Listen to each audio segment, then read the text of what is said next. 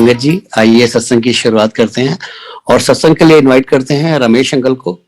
Ramesh uncle, आप please आए और गुरु जी का सत्संग शेयर करें। जय गुरु महाराज। गुरु चरना च प्रणाम जी।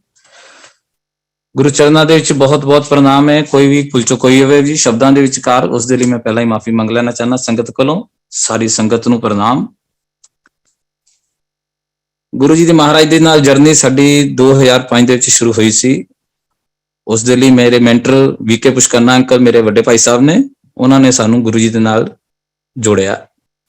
ਉਹ 2004 ਤੋਂ ਗੁਰੂ ਜੀ ਨਾਲ ਜੁੜੇ ਹੋਏ ਨੇ, ਪਰ ਸਾਨੂੰ ਕਾਫੀ ਵਾਰ ਉਹਨਾਂ ਨੇ ਗੁਰੂ ਜੀ ਵਾਸਤੇ ਦੱਸਿਆ, ਪਰ ਐਡੀ ਜਲਦੀ ਕੋਈ ਵੀ ਬੰਦਾ ਮਹਾਰਾਜ ਨਾਲ ਜੁੜ ਨਹੀਂ ਪਾਉਂਦਾ ਜਦ ਤੱਕ ਮਹਾਰਾਜ ਦਾ ਹੁਕਮ ਨਹੀਂ ਹੁੰਦਾ। ਸਾਡੀ ਜਰਨੀ 2005 ਚ ਸ਼ੁਰੂ ਹੋਈ। ਸਾਡੇ ਪੇਰੈਂਟਸ ਵੀ ਗੁੜਗਾਉਂ ਰਹਿੰਦੇ ਨੇ ਤੇ ਅਸੀਂ ਛੁੱਟੀਆਂ 'ਚ ਉਹਨਾਂ ਕੋਲ ਆਉਂਦੇ ਰਹਿੰਦੇ ਸੀ। 2005 ਦੇ ਵਿੱਚ ਜਦੋਂ ਅਸੀਂ ਆਪਣੀ ਫੈਮਿਲੀ ਨਾਲ, ਮੈਂ, ਮੇਰੀ ਮਿਸਿਸ, ਅਸੀਂ ਬੱਚੇ ਅੰਪਾਇਰ ਸਟੇਟ ਮਹਾਰਾਜ ਦੇ ਦਰਸ਼ਨ ਕਰਨ ਲਈ ਪਹੁੰਚੇ। ਮਹਾਰਾਜ ਦੇ ਕੋਲ ਜਾ ਕੇ ਬੈਠ ਕੇ ਬਹੁਤ ਇੱਕ ਮਾਹੌਲ ਜਿਹੜਾ ਸੀ ਬਹੁਤ ਵਧੀਆ ਸੀਗਾ, ਪਰ ਕਿਉਂਕਿ ਪਹਿਲੀ ਵਾਰ ਗਏ ਸੀਗੇ ਉੱਥੇ, ਮੈਨੂੰ ਥੱਲੇ ਬਿਠਾ ਦਿੱਤਾ ਔਰ ਮੇਰੀ ਆਂਟੀ ਨੂੰ ਉੱਪਰ ਭੇਜ ਦਿੱਤਾ। ਜਿਵੇਂ ਕਿ ਸਾਰੇ ਕਹਿੰਦੇ ਨੇ ਕਿ ਨਵੀਂ ਸੰਗਤ ਨੂੰ ਥੱਲੇ ਮਹਾਰਾਜ ਬਿਠਾਉਂਦੇ ਸੀ, ਪੁਰਾਣੀ ਸੰਗਤ ਨੂੰ ਉੱਪਰ ਭੇਜ ਦਿੰਦੇ ਸੀਗੇ। ਮੇਰੀ ਆਂਟੀ ਉੱਪਰ ਬੈਠ ਕੇ ਕਾਫੀ ਡਿਸਟਰਬ ਰਹੀ, ਜਿਸ ਤਰ੍ਹਾਂ ਕਿਉਂਕਿ ਬੱਚੇ ਵਗੈਰਾ ਬੋਲਦੇ ਸੀਗੇ। ਅਸੀਂ ਉਹ ਸਤਸੰਗ ਅਟੈਂਡ ਕਰਕੇ ਲੰਗਰ ਜਦੋਂ ਆਇਆ, ਸਾਰਿਆਂ ਨੇ ਜਿਸ ਤਰ੍ਹਾਂ ਲੰਗਰ ਕੀਤਾ, ਮੇਰੀ ਆਂਟੀ ਦਾ ਉਸ ਦਿਨ ਫਾਸਟ ਸੀਗਾ ਔਰ ਉਸਨੇ ਲੱਡੂ ਪ੍ਰਸ਼ਾਦ ਹੀ ਖਾ ਕੇ ਅਸੀਂ ਵਾਪਸ ਗੁੜਗਾਉਂ ਤੋਂ ਲੁਧਿਆਣਾ ਵਾਪਸ ਆ ਗਏ। ਇੱਥੋਂ ਮੇਰੀ ਜਰਨੀ ਸਟਾਰਟ ਹੋਈ ਮਹਾਰਾਜ ਦੇ ਨਾਲ। ਲੁਧਿਆਣਾ ਆਉਣ ਤੋਂ ਬਾਅਦ 2-4 ਦਿਨਾਂ ਬਾਅਦ ਹੀ ਮੇਰੀ ਆਂਟੀ ਨੂੰ ਬਹੁਤ ਜ਼ਿਆਦਾ ਬੁਖਾਰ ਚੜ੍ਹਨਾ ਸ਼ੁਰੂ ਹੋ ਗਿਆ। ਬੁਖਾਰ ਦੀ ਇਹ ਪੋਜੀਸ਼ਨ ਸੀ ਕਿ 104-105 ਤੋਂ ਘੱਟ ਬੁਖਾਰ ਥੱਲੇ ਉਤਰ ਹੀ ਨਹੀਂ ਸੀ ਰਿਹਾ। ਮੈਂ ਬਹੁਤ ਪਰੇਸ਼ਾਨ, ਬਹੁਤ ਡਾਕਟਰਾਂ ਨੂੰ ਦਿਖਾ ਲਿਆ, ਬਹੁਤ ਟੈਸਟ ਕਰਾ ਲਏ, ਪਰ ਟੈਸਟਾਂ 'ਚ ਵੀ ਕੁਝ ਨਾ ਹੋਵੇ, ਦਵਾਈਆਂ ਵੀ ਬਹੁਤ ਖਾ ਲਈਆਂ, ਪਰ ਕੋਈ ਹੱਲ ਨਜ਼ਰ ਨਹੀਂ ਸੀ ਆ ਰਿਹਾ ਕਿ ਇਹ ਪ੍ਰੋਬਲਮ ਕਿੱਥੋਂ ਆ ਗਈ, ਕੀ ਦਿੱਕਤ ਆ ਰਹੀ ਹੈ। ਸਾਰੀ ਰਾਤ, ਸਾਰਾ ਦਿਨ ਮੈਂ, ਕਿਉਂਕਿ ਅਸੀਂ ਫੈਮਿਲੀ ਇਕੱਲੇ ਹੀ ਰਹਿੰਦੇ ਹਾਂ ਲੁਧਿਆਣੇ 'ਚ, ਸਾਰੀ ਰਾਤ ਮੈਂ ਉਹਦੇ ਕੋਲ ਬੈਠਦੇ ਰਹਿਣਾ। ਬਹੁਤ ਜ਼ਿਆਦਾ ਦਿੱਕਤ ਸੀ ਕਿਉਂਕਿ ਨਾਲੇ ਵੋਮਟਿੰਗਸ ਨਾਲੇ ਬੁਖਾਰ, ਦੋਨੋਂ ਚੀਜ਼ਾਂ ਲਗਾਤਾਰ ਚੱਲ ਰਹੀਆਂ ਸੀਗੀਆਂ। ਜੇ 1-2 ਡਿਗਰੀ ਘਟਦਾ ਸੀ, ਪਰ ਰਾਤ ਨੂੰ ਫੇਰ 104-105 ਘੱਟ ਬੁਖਾਰ ਨਹੀਂ ਸੀ ਹੁੰਦਾ। ਇੱਕ ਰਾਤ ਦੀ ਗੱਲ ਹੈ, 3-4 ਦਿਨ ਹੋ ਚੱਲੇ ਸੀ ਬੁਖਾਰ ਨੂੰ ਚੜ੍ਹਦੇ ਆ। ਇੱਕ ਰਾਤ ਨੂੰ ਮੈਂ ਬੈਠਾ ਹੋਇਆ ਸੀਗਾ ਆਂਟੀ ਦੇ ਕੋਲ ਹੀ, ਕਿਉਂਕਿ ਉਹ ਸਾਰੀ ਰਾਤ ਬਹੁਤ ਡਿਸਟਰਬ ਰਹਿੰਦੀ ਸੀ। ਰਾਤੀ 2:30-3 ਵਜੇ ਦਾ ਟਾਈਮ ਸੀ ਤਾਂ ਆਲ ਆਫ ਸਡਨ ਉਹ ਬਹੁਤ ਜ਼ਿਆਦਾ ਇੱਕਦਮ ਤਰਬ ਕੇ ਉੱਠੀ। ਮੈਂ ਕਿਹਾ ਕੀ ਗੱਲ ਹੋ ਗਈ, ਐਸੀ ਕੀ ਪ੍ਰੋਬਲਮ ਆ ਗਈ। ਉਹ ਬਹੁਤ ਜ਼ਿਆਦਾ ਘਬਰਾਈ ਹੋਈ ਤੇ ਪਸੀਨਾ ਹੋਈ ਸੀ ਤੇ ਉਸਦੇ ਹੱਥ 'ਚ ਇੱਕ ਟਾਵਲ ਫੜਿਆ ਸੀ ਜਿਹੜਾ ਉਹਨੇ ਬੜੀ ਜ਼ੋਰ ਦੀ ਫੜਿਆ ਹੋਇਆ ਸੀਗਾ। ਮੈਂ ਕਿਹਾ ਕੀ ਗੱਲ ਹੋ ਗਈ, ਇਸ ਤਰ੍ਹਾਂ ਇੰਨੀ ਪ੍ਰੋਬਲਮ, ਕੀ ਗੱਲ ਆ ਗਈ, ਸਭ ਠੀਕ ਹੈ? ਕਹਿਣ ਲੱਗੀ ਜੀ ਨਹੀਂ ਠੀਕ ਨਹੀਂ। ਕਹਿੰਦੀ ਮੈਨੂੰ ਹੁਣੇ ਗੁਰੂ ਜੀ ਨੇ ਦਰਸ਼ਨ ਦਿੱਤੇ ਨੇ। ਮੈਂ ਸੋਚੀ ਪੈ ਗਿਆ ਮਹਾਰਾਜ ਨੇ ਦਰਸ਼ਨ ਦਿੱਤੇ ਨੇ। ਕਹਿੰਦੀ ਗੁਰੂ ਮਹਾਰਾਜ ਆਏ ਨੇ ਮੇਰੇ ਕੋਲ ਔਰ ਆ ਕੇ ਮੈਨੂੰ ਕਹਿੰਦੇ ਚੱਲ ਆਂਟੀ ਤੈਨੂੰ ਮੈਂ ਲੈਣ ਆਇਆ ਵਾਂ। ਸੋਚ ਪੈ ਗਈ ਮੈਨੂੰ ਲੈਣ ਆਇਓ। ਕਹਿੰਦੀ ਗੁਰੂ ਜੀ ਮੈਂ ਤਾਂ ਤੁਹਾਡੇ ਕੋਲ ਆਈ ਸੀਗੀ ਆਪਣੇ ਬੇਟੇ ਵਾਸਤੇ, ਤੇ ਤੁਸੀਂ ਮੈਨੂੰ ਕਹਿੰਦੇ ਮੈਂ ਤੈਨੂੰ ਲੈਣ ਆਇਆ ਵਾਂ। ਕਹਿੰਦੇ ਨਹੀਂ ਮੈਂ ਤੈਨੂੰ ਲੈਣ ਆਇਆ, ਤੂੰ ਚੱਲ ਮੇਰੇ ਨਾਲ। ਇਹ ਕਹਿਣ ਲੱਗੀ ਮੇਰੇ ਬੱਚੇ ਬਹੁਤ ਛੋਟੇ ਨੇ ਹਾਲੇ ਔਰ ਮੈਂ ਤਾਂ ਆਪਣੇ ਬੇਟੇ ਦੀ ਪ੍ਰੋਬਲਮ ਵਾਸਤੇ ਤੁਹਾਡੇ ਕੋਲ ਆਈ ਸੀਗੀ ਤੇ ਤੁਸੀਂ ਕਹਿੰਦੇ ਮੈਂ ਤੈਨੂੰ ਲੈਣ ਆਇਆ ਵਾਂ। ਗੁਰੂ ਜੀ ਦੇ 2-3 ਵਾਰ ਇਹੀ ਸ਼ਬਦ ਦੁਹਰਾਏ ਕਿ ਚੱਲ ਮੈਂ ਤੈਨੂੰ ਲੈਣ ਆਇਆ, ਪਰ ਉਹ ਕਹਿੰਦੀ ਜੀ ਮੈਂ ਨਹੀਂ ਜਾਣਾ, ਮੇਰੇ ਬੱਚੇ ਹਾਲੇ ਬਹੁਤ ਛੋਟੇ ਨੇ। ਗੁਰੂ ਜੀ ਕਹਿਣ ਲੱਗੇ ਅੱਛਾ ਦੱਸ ਫਿਰ। ਕਹਿਣ ਲੱਗੇ ਜੀ ਮੈਂ ਤਾਂ ਵਿਸ਼ੂ ਵਾਸਤੇ ਆਈ ਸੀ, ਮੇਰੇ ਬੇਟੇ ਦਾ ਨਾਮ ਵਿਸ਼ਾਂਤ ਹੈ, ਘਰ 'ਚ ਅਸੀਂ ਉਹਨੂੰ ਵਿਸ਼ੂ ਕਹਿੰਦੇ ਆ। ਕਹਿੰਦੇ ਮੈਂ ਵਿਸ਼ੂ ਵਾਸਤੇ ਆਈ ਸੀਗੀ ਔਰ ਤੁਸੀਂ ਮੈਨੂੰ ਕਹਿੰਦੇ ਹੋ ਮੈਂ ਤੈਨੂੰ ਲੈਣ ਆਇਆ। ਗੁਰੂ ਜੀ ਕਹਿੰਦੇ ਲਿਆ ਇਹਦੀ ਬਾਂਹ ਫੜਾ। ਫਿਰ ਮੈਨੂੰ ਗੁਰੂ ਜੀ ਨੇ ਉਸ ਮੇਰੇ ਬੇਟੇ ਦੀ ਬਾਂਹ ਫੜੀ ਤੇ ਅੱਗੇ ਚੱਲ ਪਏ। ਤੇ ਮੇਰੇ ਗੁਰੂ ਜੀ ਕਹਿੰਦੇ ਮੇਰੀ ਆਂਟੀ ਨੂੰ ਕਿ ਚੱਲ ਤੂੰ ਮੇਰੇ ਪਿੱਛੇ ਆ ਜਾ। ਗੁਰੂ ਜੀ ਕਾਫੀ ਸਪੀਡ ਨਾਲ ਲੱਗੇ ਜਾ ਰਹੇ ਸੀ ਬੇਟੇ ਦੀ ਬਾਂਹ ਫੜ ਕੇ, ਤੇ ਮੇਰੀ ਆਂਟੀ ਉਹਨਾਂ ਦੇ ਮਗਰ ਜਾ ਰਹੀ ਹੈ। ਸੰਗਤ ਜੀ ਜਿੰਨੀ ਅੱਜ ਸੰਗਤ ਵਧੀ ਹੋਈ ਹੈ, ਜਿੰਨਾ ਕੁ ਭੀੜ, ਜਿੰਨੀ ਕੁ ਸੰਗਤ ਅੱਜ ਦੇ ਟਾਈਮ 'ਚ ਅਸੀਂ ਦੇਖਦੇ ਹਾਂ, ਮੇਰੀ ਆਂਟੀ ਨੇ ਉਸ ਟਾਈਮ ਦੇ ਉੱਤੇ ਇਹ ਸਾਰੀ ਸੰਗਤ ਦੇਖੀ ਹੋਈ ਹੈ। ਬਹੁਤ ਜ਼ਿਆਦਾ ਭੀੜ ਸੀ ਤੇ ਗੁਰੂ ਜੀ ਦੇ ਪਿੱਛੇ ਜਾਂਦੇ ਹੋਏ ਅਖੀਰ ਤੇ ਗੁਰੂ ਜੀ ਬਹੁਤ ਅੱਗੇ ਨਿਕਲ ਗਏ ਉਸ ਭੀੜ 'ਚੋਂ। ਤੇ ਮੇਰੀ ਆਂਟੀ ਨੇ ਜ਼ੋਰ ਦੀ ਆਵਾਜ਼ ਮਾਰੀ ਕਿ ਗੁਰੂ ਜੀ ਮੈਂ ਤੁਹਾਡੇ ਤੱਕ ਨਹੀਂ ਪਹੁੰਚ ਪਾ ਰਹੀ, ਰਸ਼ ਬਹੁਤ ਹੈ। ਗੁਰੂ ਜੀ ਨੇ ਪਿੱਛੇ ਮੁੜ ਕੇ ਦੇਖਿਆ, ਕਹਿੰਦੇ ਅੱਛਾ ਨਹੀਂ ਪਹੁੰਚ ਪਾ ਰਹੀ ਤੇ ਇਹ ਲੈ ਫੜ। ਗੁਰੂ ਜੀ ਨੇ ਇੱਕ ਚੀਜ਼ ਉਛਾਲੀ, ਇਹਨੂੰ ਕਹਿੰਦੇ ਫੜ ਲੈ। ਜਿਵੇਂ ਉਹ ਚੀਜ਼ ਫੜੀ ਤੇ ਮੇਰੀ ਆਂਟੀ ਦੀ ਅੱਖ ਖੁੱਲ ਗਈ। ਉਹਨੇ ਹੱਥ 'ਚ ਉਹ ਟਾਵਲ ਬੜੀ ਜ਼ੋਰ ਦੀ ਫੜ ਕੇ ਰੱਖਿਆ ਹੋਇਆ ਸੀਗਾ। ਇਹ ਜਦੋਂ ਉਹਨੇ ਸੁਪਨਾ ਸੁਣਾਇਆ ਕਿ ਇਸ ਤਰ੍ਹਾਂ ਮੈਂ ਸੁਪਨਾ ਆਇਆ ਮੈਨੂੰ, ਅਸੀਂ ਸੋਚ ਪੈ ਗਏ ਇਹ ਕਿਸ ਤਰ੍ਹਾਂ ਹੋ ਗਿਆ, ਕਿਉਂਕਿ ਸਾਨੂੰ ਉਸ ਟਾਈਮ ਮਹਾਰਾਜ ਦੇ ਵਾਸਤੇ ਬਾਰੇ 'ਚ ਕੁਝ ਵੀ ਗਿਆਨ ਨਹੀਂ ਸੀ। ਸਵੇਰੇ ਉੱਠਦੇ ਹੀ ਮੈਂ ਭਾਈ ਸਾਹਿਬ ਨੂੰ, ਪੁਸ਼ਕਰਨਾ ਅੰਕਲ ਨੂੰ ਫੋਨ ਕੀਤਾ। ਮੈਂ ਕਿਹਾ ਜੀ ਇਸ ਤਰ੍ਹਾਂ ਕਰਕੇ ਰਾਤੀ ਕੁਕੂ ਆਂਟੀ ਨੂੰ, ਮੇਰੀ ਵਾਈਫ ਨੂੰ ਇਸ ਤਰ੍ਹਾਂ ਸੁਪਨਾ ਆਇਆ ਕਿ ਮਹਾਰਾਜ ਕਹਿੰਦੇ ਨੇ। ਉਹ ਕਹਿਣ ਲੱਗੇ ਤੁਸੀਂ ਤਾਂ ਬੜੇ ਲੱਕੀ ਹੋ, ਕਿਉਂਕਿ ਮਹਾਰਾਜ ਤਾਂ ਉਸ ਟਾਈਮ ਹਿਊਮਨ ਬੀਇੰਗ 'ਚ ਉਸ ਚੋਲੇ ਵਿੱਚ ਸੀਗੇ। ਤੁਸੀਂ ਕਹਿੰਦੇ ਬਹੁਤ ਲੱਕੀ ਹੋ ਕਿ ਮਹਾਰਾਜ ਨੇ ਤੁਹਾਨੂੰ ਸਾਖਸ਼ਾਤ ਦਰਸ਼ਨ ਦਿੱਤੇ ਨੇ। ਇਹ ਗੁਰੂ ਮਹਾਰਾਜ ਦੀ ਕਿਰਪਾ ਹੋਈ ਤੁਹਾਡੇ ਉੱਤੇ। ਉਹਨਾਂ ਨੇ ਸਾਨੂੰ, ਮੈਂ ਦੱਸਿਆ ਕਿ ਪ੍ਰੋਬਲਮ ਚੱਲਦੀ ਵੀ, ਉਹਨਾਂ ਨੇ ਸਾਨੂੰ ਨੈਕਸਟ ਡੇ ਗੁਰੂ ਜੀ ਦਾ ਸਰੂਪ ਭੇਜ ਦਿੱਤਾ। ਸੰਗਤ ਜੀ ਉਸ ਟਾਈਮ ਦੇ ਉੱਤੇ ਮਹਾਰਾਜ ਦਾ ਸਰੂਪ ਮਿਲਣਾ ਵੀ ਬੜੀ ਇੱਕ ਵੱਡੀ ਗੱਲ ਸੀਗੀ।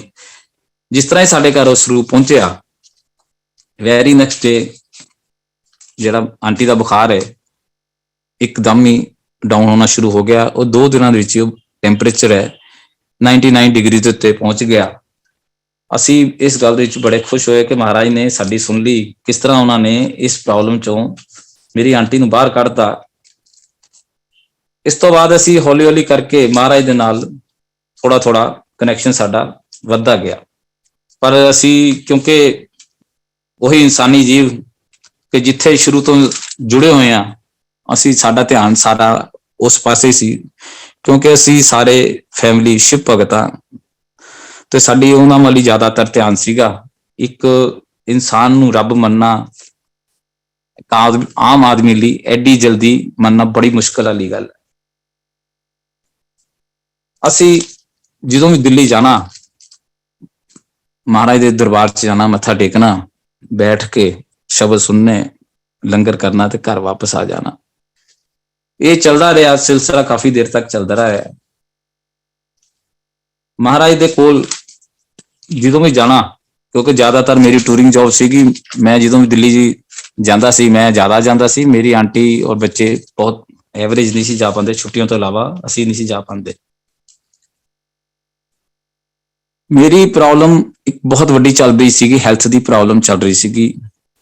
ਉਸ ਹੈਲਥ ਪ੍ਰੋਬਲਮ ਦੇ ਵਿਚਕਾਰ ਮੈਨੂੰ ਫਿਸਲਾ ਦੀ ਇੱਕ ਬਹੁਤ ਵੱਡੀ ਪ੍ਰੋਬਲਮ ਸੀ, ਔਰ ਨਾਲ ਪਾਇਲਸ ਦੀ ਬੜੀ ਵੱਡੀ ਦਿੱਕਤ ਚੱਲ ਰਹੀ ਸੀਗੀ।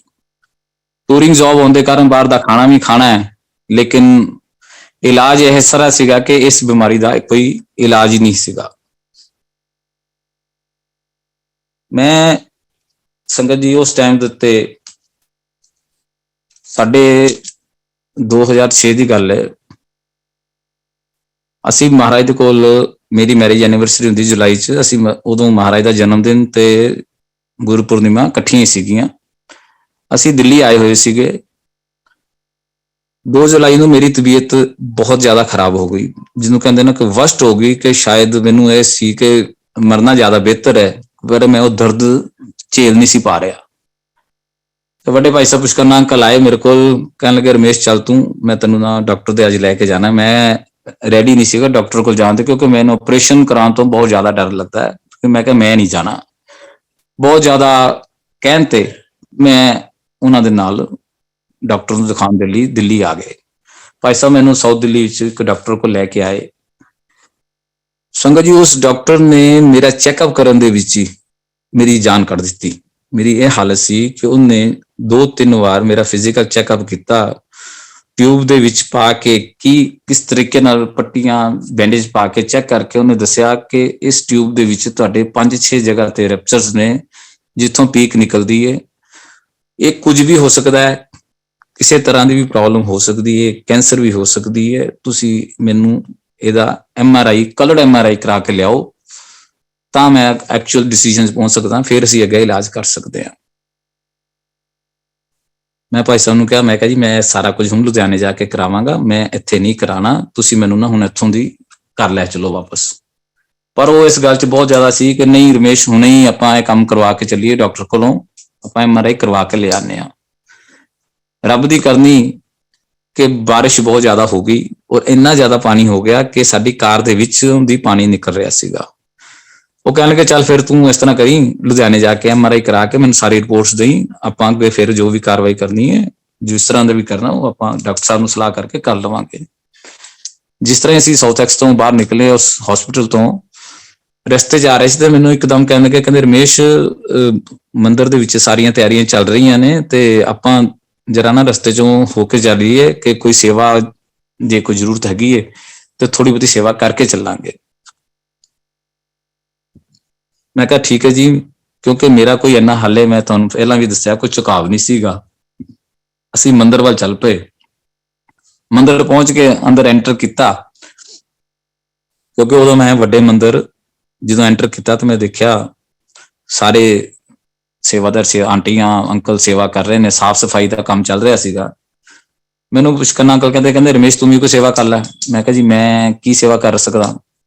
ਅਚਾਨਕ ਮੇਰੀ ਨਿਗਾਹ ਸਾਹਮਣੇ ਮਹਾਰਾਜ ਦੇ ਸਰੂਪ ਸ਼ਿਵ ਮੂਰਤੀ ਦੇ ਉੱਤੇ ਪਈ। ਬਰਾਸ ਦੀ ਮੂਰਤੀ ਜਿਹੜੀ ਮੰਦਿਰ 'ਚ ਸ਼ਿਵ ਜੀ ਦੀ ਪਈ ਹੋਈ ਹੈ ਵੱਡੇ ਮੰਦਿਰ 'ਚ, ਉਹ ਮੂਰਤੀ ਦੇ ਉੱਤੇ ਮੇਰੀ ਨਿਗਾਹ ਪਈ। ਮੈਂ ਕਿਹਾ ਜੀ ਮੈਂ ਇਹ ਸੇਵਾ ਕਰ ਸਕਦਾ ਵਾਂ। ਉਹ ਕਹਿਣ ਲੱਗੇ ਠੀਕ ਹੈ।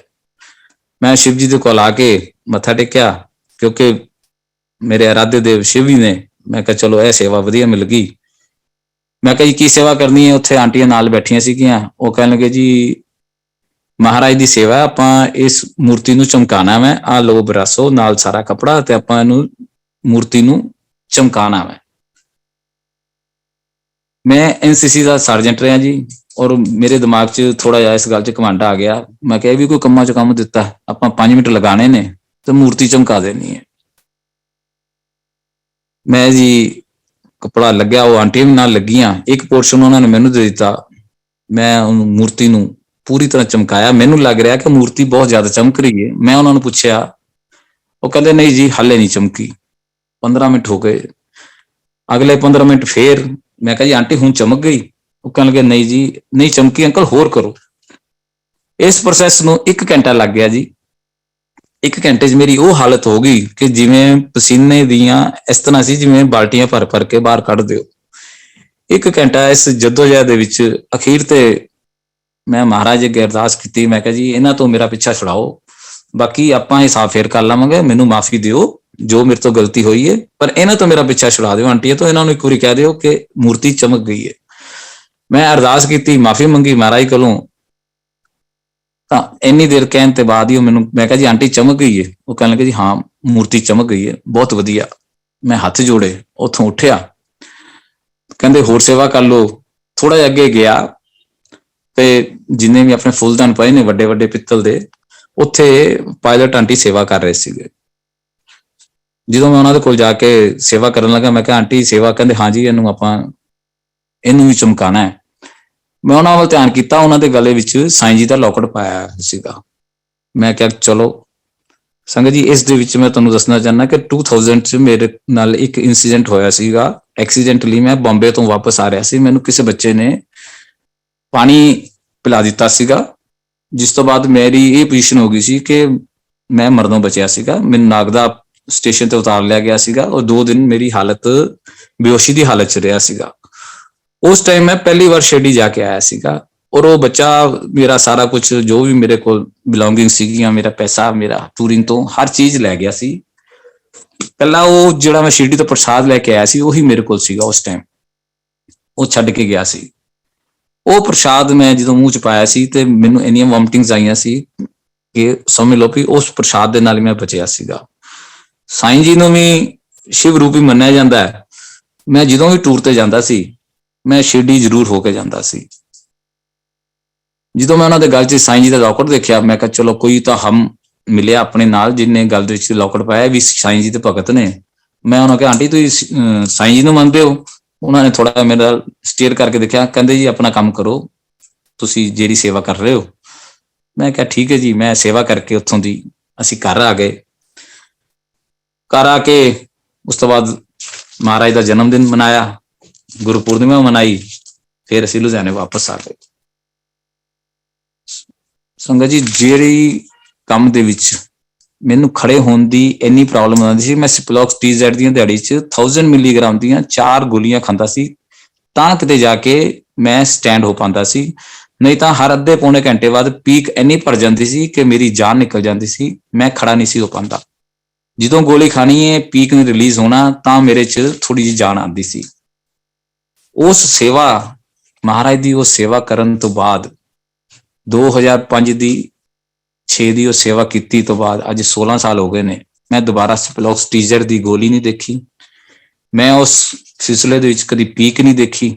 ਅੱਜ ਤੱਕ ਮਹਾਰਾਜ ਦੀ ਸੇਵਾ ਦੇ ਲਈ 8 ਤੋਂ 10 ਘੰਟੇ ਵੀ ਖੜੇ ਹੋਣਾ ਪੈਂਦਾ ਹੈ। ਮੈਂ ਦੁਬਾਰਾ ਉਸ ਪ੍ਰੋਬਲਮ 'ਚ ਮੁੜ ਕੇ ਦੇਖਿਆ ਹੀ ਨਹੀਂ ਕਿ ਮੈਨੂੰ ਮਹਾਰਾਜ ਨੇ ਉਸ ਇੱਕ ਸੇਵਾ ਦੇ ਵਿੱਚ ਹੀ ਮੇਰੇ ਤੇ ਇੰਨੀ ਕਿਰਪਾ ਕਰਤੀ।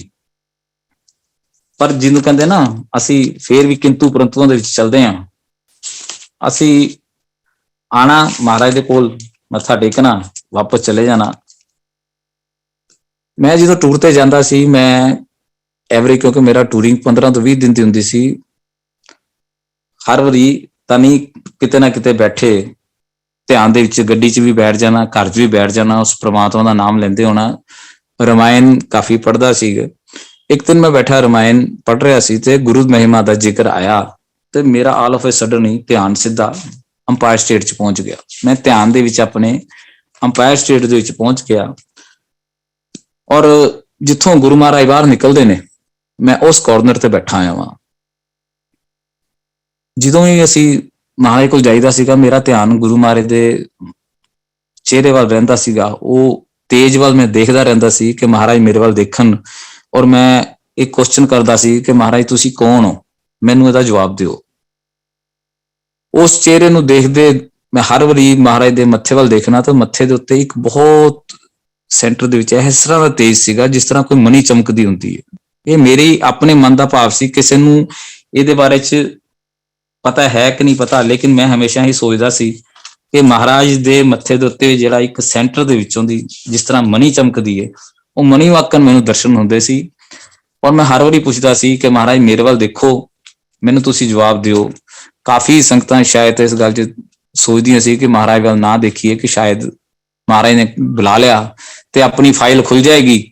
ਪਰ ਮੇਰੀ ਹਰ ਵਾਰੀ ਇਹੀ ਕੋਸ਼ਿਸ਼ ਹੋਣੀ ਕਿ ਮਹਾਰਾਜ ਮੇਰੇ ਵੱਲ ਦੇਖੋ, ਮੈਨੂੰ ਦੇਖ ਕੇ ਜਵਾਬ ਦਿਓ। ਉਸ ਵਿਜ਼ਨ 'ਚ ਜਦੋਂ ਮੈਂ ਮਹਾਰਾਜ ਦੇ ਕੋਲ ਬੈਠਾ ਹੋਇਆ ਸੀਗਾ, ਜਿਵੇਂ ਮਹਾਰਾਜ ਅੰਦਰੋਂ ਅੰਪਾਇਰ ਸਟੇਟ 'ਚ ਆਪਣੇ ਰੂਮ 'ਚੋਂ ਬਾਹਰ ਨਿਕਲੇ ਤਾਂ ਮੇਰੇ ਨਾਲ ਉਹਨਾਂ ਦੀ ਅੱਖ ਨਾਲ ਅੱਖ ਮਿਲ ਗਈ।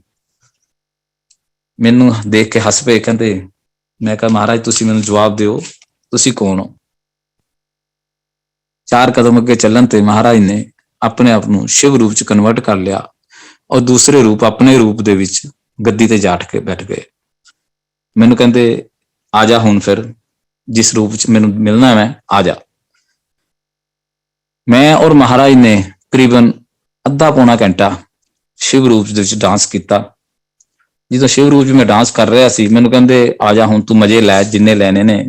ਵਿਚਕਾਰ ਮੈਂ ਕਿਹਾ ਗੁਰੂ ਜੀ ਮੈਨੂੰ ਥੋੜੀ ਸ਼ਰਮ ਆ ਰਹੀ ਹੈ, ਮੈਨੂੰ ਲੱਗਦਾ ਸਾਰੇ ਲੋਕ ਸਾਨੂੰ ਦੇਖ ਰਹੇ ਨੇ। ਕਹਿੰਦੇ ਤੇਰੇ ਤੇ ਮੇਰੇ ਇਲਾਵਾ ਆਪਾਂ ਨੂੰ ਕੋਈ ਨਹੀਂ ਦੇਖ ਰਿਹਾ, ਤੂੰ ਆਪਣਾ ਆਨੰਦ ਲੈ। ਤੂੰ ਜਿਸ ਰੂਪ 'ਚ ਮੈਨੂੰ ਮੰਗਿਆ ਸੀ, ਮੈਂ ਤੈਨੂੰ ਉਸ ਰੂਪ ਦੇ ਵਿੱਚ ਤੇਰੇ ਦਰਸ਼ਨ ਦੇ ਦਿੱਤੇ। ਹੁਣ ਤੂੰ ਆਪਣੀ ਐਸ਼ ਕਰ, ਮਜ਼ੇ ਲੈ। ਅਸੀਂ ਅੱਧਾ ਪੌਣਾ ਘੰਟਾ ਡਾਂਸ ਕਰਨ ਤੋਂ ਬਾਅਦ ਮਹਾਰਾਜ ਨੂੰ ਮੱਥਾ ਟੇਕਿਆ ਤੇ ਮੈਂ ਆਪਣੇ ਘਰ ਵਾਪਸ ਆ ਗਿਆ। ਇਹ ਸਾਰਾ ਕੁਝ ਮੇਰਾ ਵਿਜ਼ਨ 'ਚ ਚੱਲ ਰਿਹਾ ਵਾ। ਮੈਂ ਘਰ ਆ ਕੇ ਭਾਈ ਸਾਹਿਬ ਨੂੰ ਫੇਰ ਫੋਨ ਕੀਤਾ। ਮੈਂ ਕਿਹਾ ਜੀ ਇਸ ਤਰ੍ਹਾਂ ਕਰਕੇ। ਉਹਨਾਂ ਨੇ ਮੈਨੂੰ ਕਿਹਾ ਕਿ ਰਮੇਸ਼ ਜੀ, ਕਿਉਂਕਿ ਜਦੋਂ ਮਹਾਰਾਜ ਨੇ ਸਾਰਿਆਂ ਤੋਂ ਸੰਗਤ ਤੋਂ ਸਤਸੰਗ ਮੰਗਵਾਏ ਸੀ, ਮੈਨੂੰ ਕਹਿਣ ਲੱਗੇ ਰਮੇਸ਼ ਤੂੰ ਆਪਣੇ ਐਕਸਪੀਰੀਅੰਸ ਔਰ ਸਤਸੰਗ ਸ਼ੇਅਰ ਕਰ ਦੇ। ਤਾਂ ਉਹਨਾਂ ਨੇ ਮੈਨੂੰ ਇਹ ਸਤਸੰਗ ਵਾਸਤੇ ਕਿਹਾ। ਉਹ ਮੈਂ ਆਪਣਾ ਸਤਸੰਗ ਸ਼ੇਅਰ ਕੀਤਾ ਕਿ ਮਹਾਰਾਜ ਨੇ ਮੈਨੂੰ ਸ਼ਿਵ ਰੂਪ 'ਚ ਇਸ ਤਰ੍ਹਾਂ ਦਰਸ਼ਨ ਦਿੱਤੇ। ਉਹ ਬਹੁਤ ਖੁਸ਼ ਹੋਏ ਕਿ ਮਹਾਰਾਜ ਨੇ ਤੈਨੂੰ ਜੋ ਤੇਰੇ ਮਨ ਦੀ ਮੁਰਾਦ ਸੀਗੀ ਉਹ ਪੂਰੀ ਕਰ ਦਿੱਤੀ। ਇਹ ਮਹਾਰਾਜ ਦੇ ਡਾਂਸ ਕਰਨ ਤੋਂ ਬਾਅਦ ਅਸੀਂ ਬੜੇ ਖੁਸ਼ ਹੋ ਕੇ ਲੁਧਿਆਣੇ ਆਣਾ ਸ਼ੁਰੂ ਆ ਗਏ। ਇਹ ਸਿਲਸਿਲਾ ਕਾਫੀ ਦੇਰ ਤੱਕ ਚੱਲਦਾ ਰਿਹਾ। 2007 ਦੇ ਵਿੱਚ ਮਹਾਰਾਜ ਦਾ ਇੱਕ ਜਿਹੜਾ ਕੈਲੰਡਰ ਹੈ, ਸ਼ਾਇਦ ਪੁਰਾਣੀ ਸੰਗਤ ਜਿਨ੍ਹਾਂ ਦੇ ਕੋਲ ਕੈਲੰਡਰ ਹੈਗਾ, ਉਹ ਮਹਾਰਾਜ ਦਾ ਉਹ ਸਰੂਪ 'ਚ ਮਹਾਰਾਜ ਬੜੇ ਉਸ ਧਿਆਨ ਦੇ ਵਿੱਚ ਬੈਠੇ ਹੋਏ ਨੇ।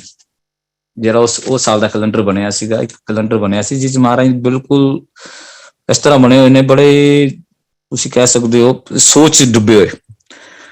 ਉਹ ਕੈਲੰਡਰ ਜਦੋਂ 2007 ਵਿੱਚ ਸਾਨੂੰ ਮਿਲਿਆ, ਘਰ 'ਚ ਲਿਆ ਕੇ ਲਗਾ ਦਿੱਤਾ। ਮੇਰੀ ਆਦਤ ਸੀ ਕਿ ਜਦੋਂ ਵੀ ਰੋਜ਼ ਠਾਕਰ ਸੇਵਾ ਕਰਦੀ, ਘਰ 'ਚ ਜੋ ਵੀ ਮਹਾਰਾਜ ਦੀ ਮੂਰਤੀਆਂ ਲਗਾਈਆਂ, ਸਰੂਪ ਲਗਾਏ ਹੋਏ ਨੇ, ਔਰ ਉਸ ਕੈਲੰਡਰ ਦੇ ਉੱਤੇ ਮੈਂ ਰੋਜ਼ ਉਸ ਕੈਲੰਡਰ ਦੇ ਉੱਪਰ ਚੰਦਨ ਦਾ ਮਹਾਰਾਜ ਦੇ ਮੱਥੇ ਤੇ ਟਿੱਕਾ ਲਗਾਉਂਦਾ ਸੀਗਾ। ਸ਼ਾਇਦ 2 ਜਾਂ 3 ਦਿਨ ਬੀਤੇ ਹੋਣਗੇ, ਮੈਂ ਮੱਥੇ ਤੇ ਟਿੱਕਾ ਲਗਾ ਦਿੰਦਾ ਸੀ। ਤੀਸਰੇ ਦਿਨ ਬਾਅਦ ਜੋ ਮੈਂ ਮਹਾਰਾਜ ਦੇ ਸਰੂਪ ਦੇ ਉੱਤੇ ਉਹਨਾਂ ਦੀ ਫਿਜ਼ੀਕਲ ਫਾਰਮ 'ਚ ਬੈਠੇ ਹੋਏ ਅੰਪਾਇਰ ਸਟੇਟ ਦੇ ਵਿੱਚ ਦਰਸ਼ਨ ਕਰਦੇ ਹੋਏ ਜੋ ਮੈਂ ਮਹਿਸੂਸ ਕਰਦਾ ਸੀ, ਮਹਾਰਾਜ ਨੇ ਉਹ ਕੈਲੰਡਰ ਦੇ ਉੱਪਰ ਆਪਣੀ ਉਸ ਸਰੂਪ ਦੇ ਉੱਪਰ ਉਹ ਪ੍ਰਗਟ ਕਰਤਾ। ਜਿਹੜੀ ਜਗ੍ਹਾ ਤੇ ਮੈਂ ਉਹ ਟਿੱਕਾ ਲਗਾਉਂਦਾ ਸੀ, ਉਨੀ ਜਗ੍ਹਾ ਮਹਾਰਾਜ ਨੇ ਆਪਣਾ ਫੋਰਹੈਡ ਵਾਈਟ ਕਰ ਦਿੱਤਾ, ਬਿਲਕੁਲ ਵਾਈਟ ਕਰਤਾ, ਔਰ ਉਸ ਦੇ ਵਿਚਕਾਰ ਓਮ ਔਰ ਗਣੇਸ਼ ਜੀ ਬਣਾ ਦਿੱਤੇ। ਉਹਨਾਂ ਹਿੱਸਾ ਹੀ ਵਾਈਟ ਹੈ, ਬਾਕੀ ਦਾ ਹਿੱਸਾ ਜਿੰਨਾ ਹੈ ਉਹ ਸਾਰਾ, ਜਿੱਥੇ ਤੱਕ ਮੈਨੂੰ ਨਜ਼ਰ ਆਉਂਦਾ ਸੀਗਾ ਮਹਾਰਾਜ ਦਾ ਹਿੱਸਾ ਵਾਈਟ ਮਨੀ ਦੀ ਤਰ੍ਹਾਂ, ਉਹ ਹਿੱਸਾ ਮਹਾਰਾਜ ਨੇ ਵਾਈਟ ਕਰ ਦਿੱਤਾ, ਔਰ ਬਾਕੀ ਦੇ ਹਿੱਸੇ ਨੂੰ ਜਿਸ ਤਰ੍ਹਾਂ ਵੀ ਕੈਲੰਡਰ ਦੀ ਬਾਕੀ ਦੀ ਪ੍ਰਿੰਟਿੰਗ ਹੈ ਉਹ ਸੇਮ ਦੀ ਉਸੇ ਤਰ੍ਹਾਂ ਹੀ ਰਹੀ। ਮਹਾਰਾਜ ਨੇ ਉਹ ਜਵਾਬ ਦੇ ਦਿੱਤਾ ਕਿ ਤੇਰੀ ਜੋ ਮਨ ਦੀ ਭਾਵ ਸੀਗਾ, ਮੈਂ ਵਾਕਈ ਹੀ ਉਹੀ ਹੈਗਾ। 2007 ਵਿੱਚ ਮਹਾਰਾਜ ਨੇ ਇਹ ਚੋਲਾ ਛੱਡਤਾ, ਔਰ ਸਾਡੇ ਦਿਮਾਗ ਦੇ ਵਿੱਚ ਆ ਗਿਆ ਕਿ ਗੁਰੂ ਮਹਾਰਾਜ ਤਾਂ ਹੁਣ ਚਲੇ ਗਏ, ਹੁਣ ਅਸੀਂ ਕੀ ਕਰਾਂਗੇ, ਕਿੱਥੇ ਜਾਵਾਂਗੇ, ਕਿਵੇਂ ਮਿਲਾਂਗੇ, ਔਰ ਹੌਲੀ ਹੌਲੀ ਕਰਦੇ ਹੋਏ ਸਾਡਾ ਕਨੈਕਸ਼ਨ ਕੱਟਣਾ ਸ਼ੁਰੂ ਹੋ ਗਿਆ। ਕਾਫੀ ਦੇਰ ਕਿਤੇ ਜਾਣਾ, ਮੱਥਾ ਟੇਕ ਲੈਣਾ, ਭਾਈ ਸਾਹਿਬ ਨਾਲ ਗੱਲਬਾਤ ਕਰ ਲੈਣੀ, ਟੈਲੀਫੋਨ ਤੇ ਜਦੋਂ ਵੀ ਗੱਲਬਾਤ ਹੋਣੀ 2007 ਤੋਂ ਬਾਅਦ ਉਹਨਾਂ ਨਾਲ ਜਦੋਂ ਵੀ ਕੋਈ ਗੱਲਬਾਤ ਹੋਣੀ ਤਾਂ ਉਹਨਾਂ ਨੇ ਕਹਿਣਾ ਜੀ ਅਸੀਂ ਸਤਸੰਗ ਤੇ ਗਏ ਹੋਏ ਹਾਂ। ਅਸੀਂ ਇਸ ਚੀਜ਼ 'ਚ ਬੜੇ ਪਰੇਸ਼ਾਨ ਸੀ ਕਿਉਂਕਿ ਲੁਧਿਆਣੇ ਦੇ ਵਿੱਚ ਕੋਈ ਸਤਸੰਗ ਨਹੀਂ ਸੀ ਹੁੰਦਾ, ਨਾ ਹੀ ਸਾਨੂੰ ਕੋਈ ਸੰਗਤ ਨਾਲ ਕਿਸੇ ਨਾਲ ਇੰਟਰੈਕਸ਼ਨ ਸੀ ਕਿ ਲੁਧਿਆਣੇ 'ਚ ਕੋਈ ਸੰਗਤ ਹੈਗੀ ਹੈ। ਅਸੀਂ ਕਹਿੰਦੇ ਸੀ ਠੀਕ ਹੈ, ਇਹ ਸਤਸੰਗ ਤੇ ਗਏ ਨੇ, ਸਾਨੂੰ ਕਦੀ ਮੌਕਾ ਹੀ ਨਹੀਂ ਮਿਲਦਾ ਕਿ ਸਾਨੂੰ ਵੀ ਅਸੀਂ ਸਤਸੰਗ ਤੇ ਜਾਈਏ। 2012 ਦੇ ਵਿੱਚ ਸਾਡੇ ਭਾਈ ਸਾਹਿਬ ਦਾ, ਵੱਡੇ ਵਾਲੇ ਭਾਈ ਸਾਹਿਬ SK ਪੁਸ਼ਕਰਨਾ ਜੀ ਦਾ ਫੋਨ ਆਇਆ ਕਿ ਲੁਧਿਆਣੇ ਵਿੱਚ ਰਮੇਸ਼ ਇੱਕ ਜਗ੍ਹਾ ਤੇ ਸਤਸੰਗ ਹੋ ਰਿਹਾ ਔਰ ਤੁਹਾਨੂੰ ਉਸ ਦਾ ਐਡਰੈਸ ਭੇਜ ਰਹੇ। ਅਸੀਂ ਬਹੁਤ ਖੁਸ਼, ਜਿਵੇਂ ਸਾਡੀ ਕੋਈ ਲਾਟਰੀ ਨਿਕਲ ਗਈ ਹੋਵੇ। ਲੁਧਿਆਣੇ 'ਚ ਮਾਰਚ ਦੇ ਵਿੱਚ 2012 'ਚ ਸਤਸੰਗ, ਸਾਡੇ ਸੰਗਤ ਅਸ਼ੋਕ ਸਵਾਮੀ ਅੰਕਲ, ਉਹਨਾਂ ਦੇ ਘਰ ਸਤਸੰਗ ਹੋਇਆ ਸੀ। ਅਸੀਂ ਬੜੇ ਖੁਸ਼ੀ ਨਾਲ ਉਸ ਸਤਸੰਗ ਤੇ ਜਾਣ ਦੀ ਤਿਆਰੀ ਕੀਤੀ, ਪਰ ਉਹਨਾਂ ਦਿਨਾਂ ਦੇ ਵਿੱਚ ਨਵਰਾਤੇ ਚੱਲ ਰਹੇ ਸੀਗੇ। ਸਾਡੇ ਘਰ ਖੇਤਰੀ ਵਿਧੀ ਜਾਂਦੀ ਹੈ ਔਰ ਅਸੀਂ ਦੋਨੋਂ ਵਾਰ ਦੇ ਜਿਹੜੇ ਨਵਰਾਤੇ ਨੇ ਉਹ ਰੱਖਦੇ ਸੀਗੇ, ਪੂਰੇ ਨਰਾਤੇ ਰੱਖਦੇ ਸੀਗੇ। ਜਦੋਂ ਨਰਾਤਿਆਂ ਦਾ ਵਿੱਚ ਆਈ ਗੱਲ ਤੇ ਮੈਂ ਆਪਣੀ ਆਂਟੀ ਨੂੰ ਕਿਹਾ, ਮੈਂ ਕਿਹਾ ਕੁਕੂ ਆਂਟੀ ਨਵਰਾਤੇ ਚੱਲ ਰਹੇ ਨੇ ਔਰ ਉੱਥੇ ਆਪਾਂ ਨੂੰ ਲੰਗਰ ਪ੍ਰਸ਼ਾਦ ਖਾਣ ਨੂੰ ਮਿਲਣਾ ਹੈ, ਤੁਸੀਂ ਦੱਸੋ ਕੀ ਪਲੈਨਿੰਗ ਹੈ ਵੀ ਆਪਾਂ ਲੰਗਰ ਜ਼ਰੂਰ ਕਰਨਾ ਹੈ। ਉਹ ਕਹਿਣ ਲੱਗੇ ਜੀ ਬਿਲਕੁਲ ਠੀਕ ਹੈ, ਆਪਾਂ ਮਹਾਰਾਜ ਦਾ ਲੰਗਰ ਕਰਨਾ ਹੈ, ਆਪਾਂ ਸਤਸੰਗ ਤੇ ਚੱਲੀਏ। ਅਸੀਂ ਉਸ ਘਰ 'ਚ ਜਾ ਕੇ ਸਤਸੰਗ ਅਟੈਂਡ ਕੀਤਾ ਸਵਾਮੀ ਅੰਕਲ ਦੇ। ਮਹਾਰਾਜ ਦੀ ਬੜੀ ਕਿਰਪਾ ਹੋਈ, ਲੰਗਰ ਪ੍ਰਸ਼ਾਦ ਖਾਧਾ। ਉੱਥੋਂ ਨਿਕਲ ਕੇ ਅਸੀਂ ਮਾਰਚ ਦੇ ਮਹੀਨੇ ਦੇ ਸਤਸੰਗ ਹੋਇਆ। ਮੇਰੀ ਬੇਟੀ 2011 ਦੇ ਵਿੱਚ ਪੁਸ਼ਕਰਨਾ ਅੰਕਲ ਕੋਲ ਆਪਣੀ ਇੱਕ ਸਟੱਡੀ ਵਾਸਤੇ ਫਿਰਜੇ ਵਿੱਚ ਤਿਆਰੀ ਕਰਨ ਲਈ ਆਈ ਸੀਗੀ, ਆਪਣੇ IIT ਦੇ ਪੇਪਰ ਨੂੰ ਤਿਆਰ ਕਰਨ ਲਈ। ਉਹ 2011 ਚ ਆਈ ਹੋਈ ਸੀ ਔਰ 2012 ਦੇ ਵਿੱਚ ਅਪ੍ਰੈਲ ਦੇ ਵਿੱਚ ਉਹਨੇ ਸਾਨੂੰ ਇੱਕ ਮੈਸੇਜ ਭੇਜਿਆ। ਉੱਥੇ ਰਹਿ ਕੇ ਉਹਦੀ ਗੁਰੂ ਮਹਾਰਾਜ ਨਾਲ ਇੰਟਰੈਕਸ਼ਨ ਬਹੁਤ ਵਧੀਆ ਹੋ ਗਈ ਸੀ, ਬਹੁਤ ਜ਼ਿਆਦਾ ਉਹਦਾ ਗੁਰੂ ਜੀ ਨਾਲ ਕਨੈਕਸ਼ਨ ਬਣ ਗਿਆ ਸੀ। ਸਾਨੂੰ ਉਹਨੇ ਮੈਸੇਜ ਭੇਜਿਆ ਕਿ ਪਾਪਾ ਗੁਰੂ ਮਹਾਰਾਜ ਨੇ ਕਿਹਾ ਕਿ ਮਾਂ ਪਿਓ ਨੂੰ ਕਿਹਾ ਅਪ੍ਰੈਲ ਦੇ ਵਿੱਚ ਸਾਨੂੰ ਉਹਨਾਂ ਨੇ ਇੱਕ ਡੇਟ ਦਿੱਤੀ ਬੇਟੀ ਨੇ ਕਿ ਇਸ ਤਰੀਕ ਨੂੰ ਜਲੰਧਰ ਮੰਦਿਰ ਜਾ ਕੇ ਆਣ ਔਰ ਲੰਗਰ ਕਰਕੇ ਆਣ। ਸੰਗਤ ਜੀ ਸਾਨੂੰ ਨਹੀਂ ਸੀ, ਅਸੀਂ ਲੁਧਿਆਣੇ ਰਹਿੰਦੇ ਹੋਏ ਵੀ ਸਾਨੂੰ ਨਹੀਂ ਸੀ ਪਤਾ ਹੈਗਾ ਕਿ ਮਹਾਰਾਜ ਦਾ ਸਥਾਨ ਦੁਗਰੀ ਤੋਂ ਇਲਾਵਾ ਜਲੰਧਰ ਵੀ ਹੈਗਾ, ਨਾ ਹੀ ਕਦੀ ਸੀ ਇਹਨਾਂ ਧਿਆਨ ਦਿੱਤਾ ਸੀ। ਇੱਕ ਦੋ ਵਾਰੀ ਭਾਈ ਸਾਹਿਬ ਨੇ ਕਿਹਾ ਵੀ ਕਿ ਮੱਥਾ ਟੇਕਿਆ, ਪਰ ਜਿਸ ਤਰ੍ਹਾਂ ਕਹਿੰਦੇ ਨਾ ਵੀ ਜਿੱਥੇ ਸ਼ੁਰੂਆਤ ਹੋਈ ਸੀ, ਸ਼ੁਰੂਆਤ ਅੰਪਾਇਰ ਸਟੇਟ ਵੱਡੇ ਮੰਦਿਰ ਤੋਂ ਹੋਈ ਸੀ, ਜਦੋਂ ਵੀ ਗਏ ਅਸੀਂ ਉੱਥੇ ਹੀ ਗਏ ਸੀਗੇ, ਜਲੰਧਰ ਮੰਦਿਰ ਵੱਲ ਕਦੀ ਸਾਡਾ ਪੈਰ ਪਿਆ ਹੀ ਨਹੀਂ ਸੀਗਾ। ਉਹਨੇ ਕਿਹਾ ਜੀ ਕਿ ਗੁਰੂ ਜੀ ਨੇ ਕਿਹਾ ਵਾ ਕਿ ਮਾਂ ਪਿਓ ਨੂੰ ਕਿਹਾ ਜਲੰਧਰ ਮੰਦਿਰ ਜਾ ਕੇ ਇਸ ਤਰੀਕ ਨੂੰ ਮੱਥਾ ਟੇਕ ਕੇ ਆਣ ਤੇ ਲੰਗਰ ਕਰਕੇ ਆਣ। ਮਾਰਚ ਅਸੀਂ ਸਤਸੰਗ ਸ਼ੁਰੂ ਕਰਤੇ ਸੀ, ਅਪ੍ਰੈਲ ਦੇ ਵਿੱਚ ਅਸੀਂ ਫੇਰ ਸਤਸੰਗ ਲੁਧਿਆਣੇ ਹੋਇਆ ਔਰ ਉਸ ਤੋਂ ਬਾਅਦ ਅਸੀਂ ਜਲੰਧਰ ਮੰਦਿਰ ਨੂੰ ਮੱਥਾ ਟੇਕਣ ਗਏ। ਔਰ ਯਕੀਨ ਮੰਨੋ ਕਿ ਉਹ ਜਿਹੜੀ ਤਰੀਕ ਸੀਗੀ ਉਸ ਨੂੰ ਪੂਰਨਮਾਸ਼ੀ ਸੀ ਔਰ ਜਲੰਧਰ ਮੰਦਿਰ 'ਚ ਮਹੀਨੇ 'ਚ ਇੱਕ ਦਿਨ ਹੀ, ਪੂਰਨਮਾਸ਼ੀ ਵਾਲੇ ਦਿਨ ਹੀ ਲੰਗਰ ਪ੍ਰਸ਼ਾਦ ਮਿਲਦਾ ਹੈ। ਅਸੀਂ ਬੜੇ ਖੁਸ਼ ਹੋਏ ਕਿ ਮਹਾਰਾਜ ਨੇ ਸਾਨੂੰ ਵਿਜ਼ਨ ਚ ਕਹਿਤਾ, ਔਰ ਉਹਨਾਂ ਕਹੀ ਵੀ ਹਰ ਨਾਲ ਇਹ ਵੀ ਕਹਿਤਾ ਕਿ ਹਰ ਮਹੀਨੇ ਜਾ ਕੇ ਉੱਥੇ ਮੱਥਾ ਟੇਕ ਕੇ ਆਣਾ ਹੈ ਔਰ ਲੰਗਰ ਪ੍ਰਸ਼ਾਦ ਕਰਕੇ ਆਣਾ ਹੈ। ਅਸੀਂ ਉੱਥੋਂ ਦੀ ਜਲੰਧਰ ਮੰਦਿਰ ਮੱਥਾ ਟੇਕ ਕੇ ਬੜੇ ਖੁਸ਼ ਲੰਗਰ ਖਾਧਾ, ਘਰ ਵਾਪਸ ਆ ਗਏ। ਔਰ ਅਪ੍ਰੈਲ ਦੇ ਵਿੱਚ ਹੀ ਜਿਹੜਾ ਸਤਸੰਗ ਅਟੈਂਡ ਕੀਤਾ ਸੀ ਅਸੀਂ, ਉਸ ਦੇ ਵਿੱਚ ਮਹਾਰਾਜ ਨੇ ਇਹ ਕਿਰਪਾ ਕਰਤੀ ਕਿ ਸਾਡੇ ਮੂੰਹ ਚੋਂ ਕਹਾਈ ਤਾਂ ਕਿ ਮਈ ਦੇ ਵਿਚਕਾਰ ਜਿਹੜਾ ਅਗਲਾ ਸਤਸੰਗ ਹੈ ਉਹਦੀ ਸੇਵਾ ਸਾਨੂੰ ਮਿਲ ਗਈ। ਅਸੀਂ ਕਿਹਾ ਜੀ ਕਿ ਅਗਲਾ ਸਤਸੰਗ ਅਸੀਂ ਕਰਾਵਾਂਗੇ ਮਈ ਦੇ ਵਿਚਕਾਰ। ਮੇਰਾ ਘਰ ਬਹੁਤ ਛੋਟਾ ਜੀ, ਇਹਦੇ ਵਿੱਚ ਹੀ ਮੈਂ ਦੱਸ ਰਿਹਾ ਕਿ ਜਦੋਂ ਅਸੀਂ ਸਤਸੰਗ ਮਹਾਰਾਜ ਨਾਲ ਜੁੜੇ ਸੀਗੇ, ਮੈਂ ਉਦੋਂ ਕਿਰਾਏ ਤੇ ਰਹਿੰਦਾ ਸੀ। ਮਹਾਰਾਜ ਦੇ 2005 ਤੇ ਜੁੜਨ ਤੋਂ ਬਾਅਦ 2006 ਦੇ ਵਿੱਚ ਮੈਂ ਆਪਣੇ ਮਕਾਨ ਦੇ ਵਿੱਚ ਮਹਾਰਾਜ ਨੇ ਮੈਨੂੰ ਆਪਣਾ ਰਹਿਣ ਵਾਸਤੇ ਮਕਾਨ, ਬਹੁਤ ਵਧੀਆ ਮਕਾਨ ਦੇ ਦਿੱਤਾ। ਪਰ ਉਹ ਇੰਨਾ ਵੱਡਾ ਨਹੀਂ ਸੀ ਜਿਹਦੇ ਵਿਚਕਾਰ ਸਾਰੀ ਸੰਗਤ ਆ ਸਕੇ, ਇਸ ਲਈ ਅਸੀਂ ਇੱਕ ਭਵਨ ਬੁੱਕ ਕਰਵਾ ਲਿਆ। ਅਸੀਂ ਉਹਦੇ ਵਿੱਚ ਸਤਸੰਗ ਵਾਸਤੇ ਨਿਯੋਤਾ ਸਾਰੀ ਸੰਗਤ ਨੂੰ ਦੇ ਦਿੱਤਾ। ਅਸੀਂ ਪਹਿਲੇ ਹਫਤੇ ਦੁਗਰੀ ਮੰਦਿਰ ਗਏ, ਉੱਥੇ ਜਾ ਕੇ ਸਾਰੀ ਸੰਗਤ ਨੂੰ ਇਨਵੀਟੇਸ਼ਨ ਦਿੱਤਾ, ਗੁਰੂ ਪਰਿਵਾਰ ਨੂੰ ਇਨਵੀਟੇਸ਼ਨ ਦਿੱਤਾ, ਗੁਰੂ ਜੀ ਦੇ ਸਾਰੇ ਫੈਮਿਲੀ ਨੂੰ ਇਨਵੀਟੇਸ਼ਨ ਦਿੱਤਾ, ਉੱਥੇ ਖੜੇ ਹੋ ਕੇ ਕਿ ਸਾਰੇ ਨੇ ਲੁਧਿਆਣੇ ਸਤਸੰਗ ਤੇ ਆਣਾ। 27 ਮਈ ਨੂੰ ਲੁਧਿਆਣੇ ਅਸੀਂ 2012 ਚ ਸਤਸੰਗ ਹੋਇਆ ਸੀ, ਜਿਸ ਦੇ ਵਿੱਚ ਸਾਰਾ ਗੁਰੂ ਪਰਿਵਾਰ, ਦੁਗਰੀ ਪਿੰਡ ਤੋਂ ਸਾਰੀ ਸੰਗਤ, ਜਲੰਧਰ ਤੋਂ ਸਾਰੀ ਸੰਗਤ, ਗੁਰੂ ਜੀ ਦੇ ਸਿਸਟਰ ਕ੍ਰਿਸ਼ਨਾ ਭੈਣ ਜੀ, ਹੋਰ ਬਹੁਤ ਸੰਗਤਾਂ ਜਿਨ੍ਹਾਂ ਨੂੰ ਅਸੀਂ ਨਹੀਂ ਸੀ ਜਾਣਦੇ, ਉਸ ਸਤਸੰਗ ਦੇ ਵਿੱਚ ਮਹਾਰਾਜ ਨੇ ਉਹਨਾਂ ਨੂੰ ਸਾਡੇ ਕੋਲ ਭੇਜਿਆ। ਔਰ ਉਸ ਸਤਸੰਗ ਦੀ ਮੈਂ ਤੁਹਾਨੂੰ ਇਹ ਦੱਸਣਾ ਚਾਹੁੰਦਾ ਕਿ ਗੁਰੂ ਮਹਾਰਾਜ ਵਿਜ਼ਨ ਦੇ ਵਿੱਚ ਹਰ ਇੱਕ ਚੀਜ਼ ਦਿਖਾ ਦਿੰਦੇ ਨੇ। ਜਦੋਂ ਸਤਸੰਗ ਦੀ ਤਿਆਰੀ ਕਰਨੀ ਸ਼ੁਰੂ ਕਰਨੀ ਸੀ, ਸਾਡੇ ਕੋਲ ਮਹਾਰਾਜ ਦਾ ਕੋਈ ਸਰੂਪ ਨਹੀਂ ਸੀ। ਮੈਂ ਭਾਈ ਸਾਹਿਬ ਨੂੰ ਕਿਹਾ ਜੀ ਕਿ ਸਾਨੂੰ ਕੋਈ ਸਰੂਪ ਦੱਸੋ ਜਿਹਦੇ ਨਾਲ ਅਸੀਂ ਗੁਰੂ ਜੀ ਦਾ ਸਰੂਪ ਬਣਾ ਸਕੀਏ। ਉਹਨਾਂ ਨੇ ਮੈਨੂੰ ਕਿਹਾ, ਰਮੇਸ਼ ਤੂੰ ਚੈੱਕ ਕਰ ਲੈ, ਜਾਂ ਮੇਰੇ ਕੋਲ ਜਿਹੜਾ ਛੋਟਾ ਸਰੂਪ ਤੈਨੂੰ ਭੇਜਿਆ ਸੀ ਉਹ ਤੋਂ ਦੇਖ, ਜੇ ਵੱਡਾ ਹੁੰਦਾ ਤੇ ਕਰਵਾ ਲੈ। ਮੈਂ ਉਸ ਸਰੂਪ ਨੂੰ ਵੱਡਾ ਕਰਾਉਣ ਦੀ ਕੋਸ਼ਿਸ਼ ਕੀਤੀ, ਪਰ ਉਹਦੇ ਪਿਕਸਲ ਫਟ ਰਹੇ ਸੀ। ਕਹਿਣ ਲੱਗੇ ਮੈਨੂੰ ਕੋਈ ਜ਼ਿਆਦਾ ਕੰਪਿਊਟਰ ਆਪਰੇਟ ਨਹੀਂ ਕਰਨਾ ਆਉਂਦਾ, ਪਰ ਫਿਰ ਵੀ ਮੈਂ ਕੰਪਿਊਟਰ ਖੋਲ ਕੇ ਨਾ ਤੂੰ ਚੈੱਕ ਕਰ ਲੈ, ਜਿਹੜਾ ਵੀ ਤੈਨੂੰ ਸਰੂਪ ਚੰਗਾ ਲੱਗੇ ਉਹ ਸਰੂਪ ਉਹ ਚੋਂ ਕੱਢ ਕੇ ਤੇ ਤੂੰ ਇਹਨੂੰ ਵੱਡਾ ਕਰਵਾ ਲਈ। ਮੈਂ ਮਹਾਰਾਜ ਨੂੰ ਹੱਥ ਜੋੜੇ, ਮੈਂ ਕਿਹਾ ਜੀ ਜਿਹੜਾ ਸਰੂਪ ਵੀ ਪਹਿਲੇ ਨੰਬਰ ਤੇ ਆਏਗਾ ਮੈਂ ਉਹ ਸਰੂਪ ਤੁਹਾਡਾ ਬਣਾ ਲਵਾਂਗਾ। ਸੌਰੀ ਜੀ ਸੰਗਤ ਜੀ, ਪਹਿਲੇ ਨੰਬਰ ਦੇ ਉੱਤੇ ਜਿਹੜਾ ਸਰੂਪ ਸੀਗਾ ਉਹ ਅਭੈ ਐਂਡ ਵਰ ਮੁਦਰਾ ਦਾ ਸਰੂਪ ਹੈ ਮਹਾਰਾਜ ਦਾ, ਜਿਹਦੇ ਵਿੱਚ ਮਹਾਰਾਜ ਵਰਦਾਨ ਵੀ ਦੇ ਰਹੇ ਨੇ ਔਰ ਅਭੈ ਵੀ ਕਰ ਰਹੇ ਨੇ।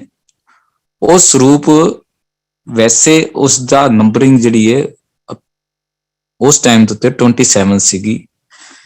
3 ਦਿਨ ਤੱਕ ਉਹ ਸਰੂਪ 1 ਨੰਬਰ ਤੇ ਰਿਹਾ ਸੀਗਾ। ਉਸ ਤੋਂ ਬਾਅਦ ਉਹ ਆਪਣੀ ਆਪ ਉਸ ਜਗ੍ਹਾ ਤੋਂ ਹਿੱਲ ਕੇ ਫਿਰ ਜਿਹੜਾ ਉਹਦਾ ਓਰੀਜਨਲ ਨੰਬਰ ਸੀ ਉਸ ਤੇ ਚਲਾ ਗਿਆ ਸੀ। ਉਹ ਸਰੂਪ ਮੈਂ ਉੱਚੋਂ ਦੀ ਕੱਢ ਕੇ ਉਹਨੂੰ ਤਿਆਰੀ ਕਰਵਾਈ, ਉਹ ਬੜਾ ਵੱਡਾ ਸਰੂਪ ਬਣਵਾਇਆ ਮਹਾਰਾਜ ਦਾ।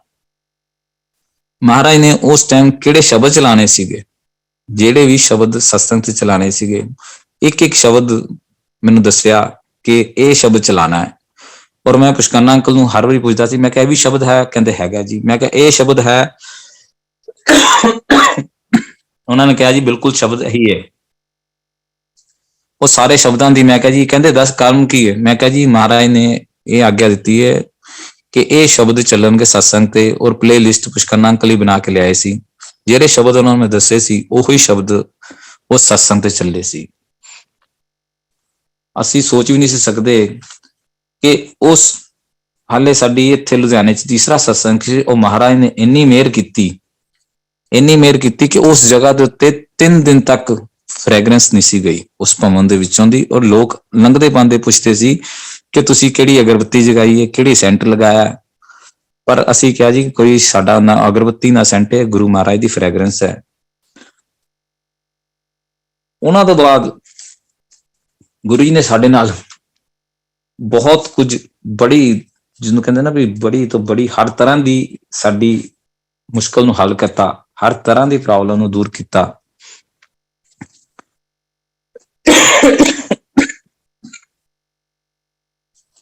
ਦੋ 2012 ਦੇ ਵਿੱਚ ਹੀ ਮੇਰੀ ਆਂਟੀ ਨੂੰ ਇੱਕ ਪ੍ਰੋਬਲਮ ਆ ਗਈ, ਜਿਹਨੂੰ ਕਹਿੰਦੇ ਆ ਕਿ ਸਕਿਨ ਦੀ ਪ੍ਰੋਬਲਮ ਸੀਗੀ, ਉਹਦੀ ਇਹ ਹਾਲਤ ਸੀ ਕਿ ਉਹ ਜਦੋਂ ਵੀ ਕਿਚਨ 'ਚ ਜਾਂਦੀ, ਜੇ ਗੈਸ ਦੇ ਨੇੜੇ ਵੀ ਚਲ ਜਾਣਾ ਤੇ ਬਹੁਤ ਜ਼ਿਆਦਾ ਬਬਲਸ, ਬਹੁਤ ਜ਼ਿਆਦਾ ਉਸ ਬੋਡੀ ਦੇ ਉੱਤੇ ਰੈਸ਼ਿਸ ਹੋ ਜਾਣੇ, ਔਰ ਇੰਨੀ ਕੁ ਪਰੇਸ਼ਾਨ ਸੀ। ਅਸੀਂ ਉਸ ਦਾ ਆਯੁਰਵੈਦਿਕ, ਹੋਮਿਓਪੈਥੀ, ਐਲੋਪੈਥੀ ਇੰਨਾ ਇਲਾਜ ਕਰਾ ਲਿਆ ਕਿ ਦਿਹਾੜੀ 'ਚ 25 ਤੋਂ 30 ਵਾਰ ਉਹਨੂੰ ਮੈਡੀਸਨ ਖਾਣੀ ਪੈਂਦੀ ਸੀ, ਪਰ ਹਾਲਤ ਫਿਰ ਉਹੀ ਸੀ ਕਿ ਤੁਸੀਂ ਸੋਚ ਵੀ ਨਹੀਂ ਸਕਦੇ ਕਿ ਹਰ 10 ਮਿੰਟ ਬਾਅਦ, ਹਰ 15 ਮਿੰਟ ਬਾਅਦ, ਹਰ ਘੰਟੇ ਬਾਅਦ ਦਵਾਈ ਖਾਣੀ ਹੈ, ਲੇਕਿਨ ਫਿਰ 15-20 ਮਿੰਟ ਬਾਅਦ ਉਹੀ ਪੋਜੀਸ਼ਨ ਹੋ ਜਾਂਦੀ ਸੀ ਕਿ ਇੰਨੇ ਰੈਸ਼ਿਸ ਹੋ ਜਾਂਦੇ ਸੀ ਕਿ ਮੈਂ ਕਲਪ ਗਿਆ। ਮਹਾਰਾਜ ਅੱਗੇ ਅਰਦਾਸ ਕੀਤੀ। ਇੰਨੀ ਦਿਨ ਨੂੰ ਵੱਡੇ ਪੁਸ਼ਕਰਨਾ ਅੰਕਲ ਸ਼ਿਵ ਪੁਸ਼ਕਰਨਾ ਜੀ ਨੇ ਫੋਨ ਕੀਤਾ ਕਿ ਰਮੇਸ਼ ਤੂੰ ਇੱਕ ਕੰਮ ਕਿਉਂ ਨਹੀਂ ਕਰਦਾ, ਮਹਾਰਾਜ ਦਾ ਲੋਟਾ ਗੁਰੂ ਚਰਨਾਂ 'ਚ ਰੱਖ ਔਰ ਉਹਦਾ ਜਲ ਕੁੱਕੂ ਨੂੰ ਪਿਲਾ, ਅੱਧਾ ਪੀਵੇ ਔਰ ਅੱਧੇ ਨਾਲ ਇਸ਼ਨਾਨ ਕਰਨਾ ਸ਼ੁਰੂ ਕਰ ਦੇਵੇ। ਮੈਂ ਕਿਹਾ ਜੀ ਠੀਕ ਹੈ, ਜੋ ਤੁਹਾਡੀ ਹੁਕਮ, ਮਹਾਰਾਜ ਨੇ ਜੇ ਆਗਿਆ ਕੀਤੀ ਤਾਂ ਅਸੀਂ ਇਹ ਵੀ ਕੰਮ ਕਰ ਲੈਂਦੇ ਹਾਂ। ਅਸੀਂ ਘਰ 'ਚ ਲੋਟਾ ਮਹਾਰਾਜ ਦਾ ਲਿਆਂਦਾ, ਉਹਨੂੰ ਨਮਕ ਨਾਲ ਜਿਸ ਤਰ੍ਹਾਂ ਮਾਂਜਣ ਲਾਉਣਾ ਕਿਹਾ ਸੀ, ਉਹ ਪ੍ਰੋਸੈਸ ਸ਼ੁਰੂ ਕਰਕੇ ਮਹਾਰਾਜ ਅੱਗੇ ਅਰਦਾਸ ਕੀਤੀ, ਰੱਖਿਆ। ਜਿਉਂ ਅਸੀਂ 2-4 ਦਿਨਾਂ ਦੇ ਵਿੱਚ ਹੀ ਉਸਦੀ ਇਹ ਪੋਜੀਸ਼ਨ ਹੋ ਗਈ ਜੀ ਕਿ ਅਸੀਂ ਭੁੱਲ ਹੀ ਗਏ ਕਿ ਇਹ ਸਾਡੀ ਪੋਜੀਸ਼ਨ ਜਿਹੜੀ ਸੀਗੀ, ਇਹ ਸੋਰਾਇਸਿਸ ਜਿਹਨੂੰ ਕਹਿੰਦੇ ਨੇ, ਸਕਿਨ ਸੋਰਾਇਸਿਸ, ਜਿਸ ਦਾ ਕੋਈ ਇਲਾਜ ਨਹੀਂਗਾ। ਉਹ ਕਿੱਥੇ ਚਲੀ ਗਈ ਪ੍ਰੋਬਲਮ, ਸਾਨੂੰ ਨਹੀਂ ਪਤਾ ਲੱਗਾ। ਮਹਾਰਾਜ ਨੇ ਰੋਜ਼ ਗੜਵੀ ਦੇ ਵਿੱਚ, ਉਸ ਗੜਵੀ 'ਚ ਓਮ ਦੇ ਦਰਸ਼ਨ ਦੇਣੇ, ਕਈ ਦਰਸ਼ਨ ਦੇਣੇ, ਜਿਹਦੇ ਵਿਚਕਾਰ ਮਹਾਰਾਜ ਨੇ ਦੱਸਤਾ ਕਿ ਮੈਂ ਤੁਹਾਡੇ ਨਾਲ ਹਾਂ, ਹਮੇਸ਼ਾ ਤੁਹਾਡੇ ਨਾਲ ਹਾਂ, ਤੁਸੀਂ ਚਿੰਤਾ ਨਾ ਕਰੋ।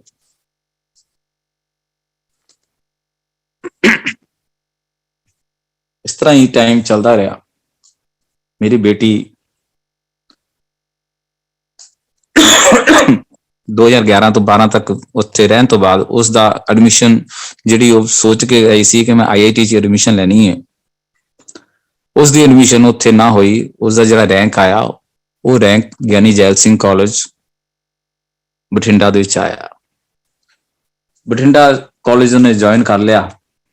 ਲੁਧਿਆਣੇ ਉਸਨੇ ਸਤਸੰਗ ਦੇ ਵਿੱਚ ਵੀ ਬਹੁਤ ਜ਼ਿਆਦਾ ਗੁਰੂ ਨਾਲ ਅਨੋਇਡ ਸੀ। ਜਦੋਂ ਅਸੀਂ ਸਤਸੰਗ ਕਰਾਇਆ ਕਿ ਗੁਰੂ ਜੀ, ਮੈਂ ਤਾਂ ਤੁਹਾਨੂੰ ਕਿਹਾ ਸੀ ਕਿ ਮੇਰੀ ਐਡਮਿਸ਼ਨ IIT 'ਚ ਕਰਵਾਉਣਾ, ਤੁਸੀਂ ਮੈਨੂੰ ਕਿੱਥੇ ਲਿਆ ਕੇ ਮਾਰਿਆ, ਇੱਕ ਬਠਿੰਡੇ ਵਰਗੇ ਸ਼ਹਿਰ ਦੇ ਵਿਚਕਾਰ।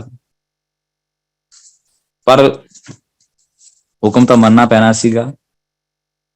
ਐਡਮਿਸ਼ਨ ਹੋ ਗਈ, ਉੱਥੇ ਕਾਲਜ ਉਹਨੇ ਸ਼ੁਰੂ ਕਰ ਦਿੱਤਾ ਜਾਣਾ।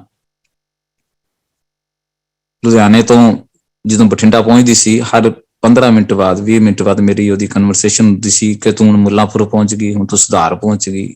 ਮਤਲਬ ਬੇਟੀ ਹੈ, ਬਹੁਤ ਫਿਕਰ ਹੁੰਦਾ ਸੀ, ਫਿਰ ਜਦ ਤੱਕ ਟਾਈਮ ਤੇ ਕਾਲਜ ਨਾ ਪਹੁੰਚ ਜਾਵੇ, ਹਮੇਸ਼ਾ ਉਹਦੇ ਵੱਲ ਧਿਆਨ ਲੱਗਾ ਰਹਿੰਦਾ ਸੀ। ਬਠਿੰਡੇ ਦੇ 1 ਸਾਲ 2 ਸਮੈਸਟਰ ਪੂਰੇ ਕਰ ਲਏ, ਤੀਸਰਾ ਸਮੈਸਟਰ ਵੀ ਉਹਦਾ ਪੂਰਾ ਹੋ ਗਿਆ। ਉਸ ਟਾਈਮ ਮੈਂ ਨਵੰਬਰ ਦੇ ਵਿੱਚ ਆਪਣੇ ਟੂਰ ਵਾਸਤੇ ਮੈਂ ਨੇਪਾਲ ਗਿਆ ਆਇਆ ਸੀਗਾ। UP ਔਰ ਨੇਪਾਲ ਮੈਂ ਟੂਰ ਤੇ ਗਿਆ।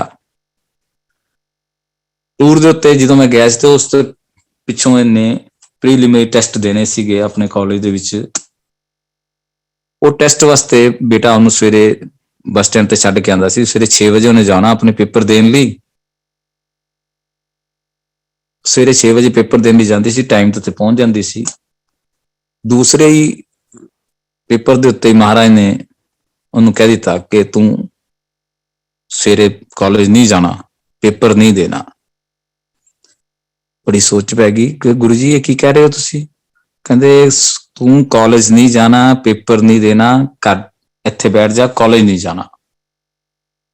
ਬਹੁਤ ਪਰੇਸ਼ਾਨ, ਕਹਿੰਦੀ ਸ਼ਾਇਦ ਮੇਰੇ ਦਿਮਾਗ ਦਾ ਵਹਿਮ ਹੈ ਕਿ ਮਨ ਦਾ ਵਹਿਮ ਹੈ ਜਿਹੜੇ ਮੈਂ ਗੱਲ ਸੁਣ ਰਹੀ ਹਾਂ। ਕਹਿੰਦੀ ਨਹੀਂ ਗੁਰੂ ਜੀ, ਮੇਰੇ ਮਾਪਿਓ ਕੀ ਸੋਚਣਗੇ, ਬ੍ਰਦਰ ਕੀ ਕਹੇਗਾ ਕਿ ਇਹਨੂੰ ਪੜ੍ਹਾਈ ਨਹੀਂ ਸੀ ਆਉਂਦੀ ਤਾਂ ਪਿੱਛੇ ਗੁਰੂ ਦਾ ਬਹਾਨਾ ਲਗਾ ਕੇ ਇਹ ਕਹਿ ਰਹੀ ਹੈ। ਉਹਨੇ ਜੀ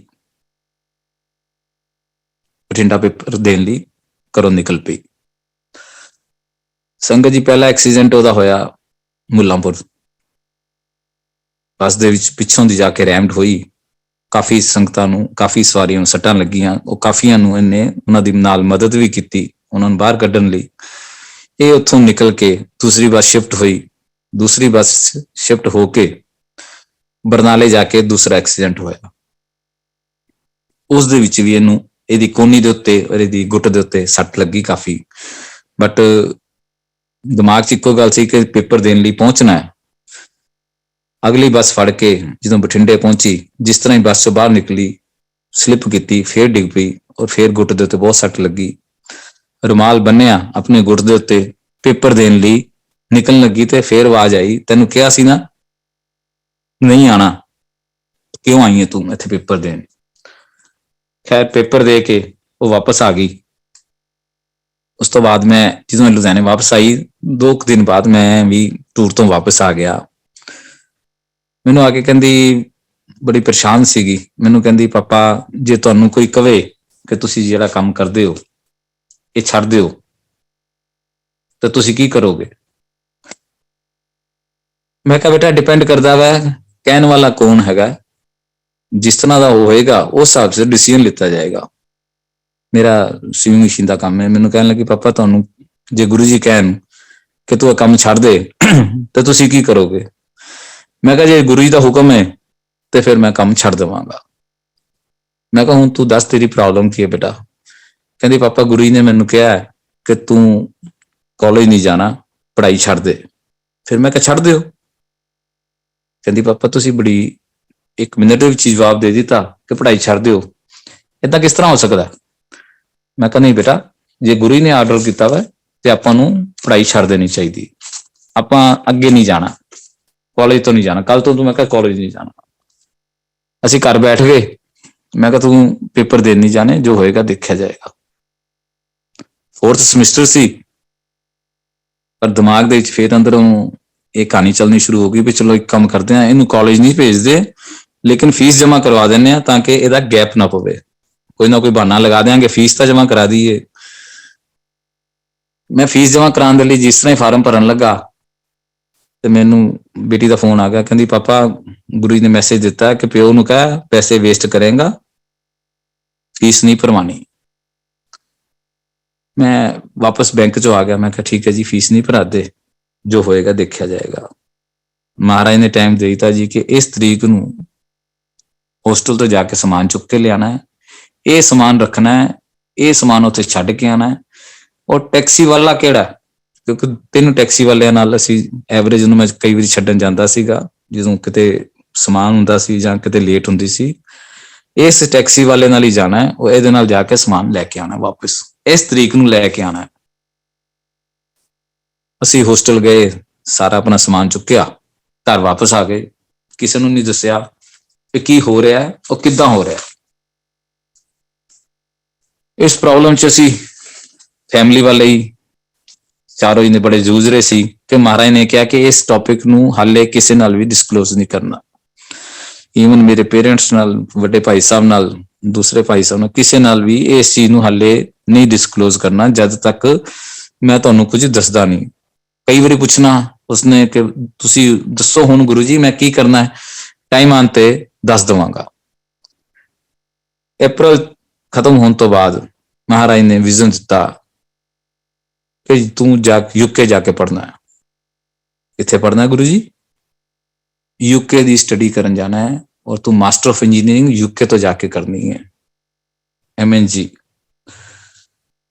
ਮੇਰੇ ਵਰਗਾ ਫਕੀਰ ਬੰਦਾ ਜੀ, ਜਿਹਨੂੰ ਕਿਰਾਏ ਤੇ ਰਹਿੰਦਾ ਸੀ, ਉਹ ਇੱਕ ਛੋਟਾ ਜਿਹਾ ਮਕਾਨ ਗੁਰੂ ਜੀ ਨੇ ਦਿੱਤਾ।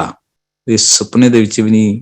ਸਾਡੀ ਆਪਸ ਚ ਕਈ ਵਾਰੀ ਬੱਚੇ, ਮੇਰੀ ਆਂਟੀ ਨਾਲ ਲੜਾਈ ਹੁੰਦੀ ਸੀ ਕਿ ਬੱਚਿਆਂ ਨੂੰ ਕਨਵੈਂਟ ਚ ਪੜ੍ਹਾਉਣਾ ਹੈ। ਮੈਂ ਕਹਿੰਦਾ ਸੀ ਨਹੀਂ, ਇੰਗਲਿਸ਼ ਮੀਡੀਅਮ ਪੜ੍ਹ ਲਿਆ ਬੱਚਿਆਂ ਨੇ, ਮੋਰ ਦੈਨ ਸਫੀਸ਼ੀਐਂਟ ਹੈ, ਪਰ ਮੇਰੀ ਇੰਨੀ ਹਿੰਮਤ ਨਹੀਂ ਕਿ ਮੈਂ ਬੱਚਿਆਂ ਨੂੰ ਕਨਵੈਂਟ ਚ ਪਾ ਸਕਾਂ।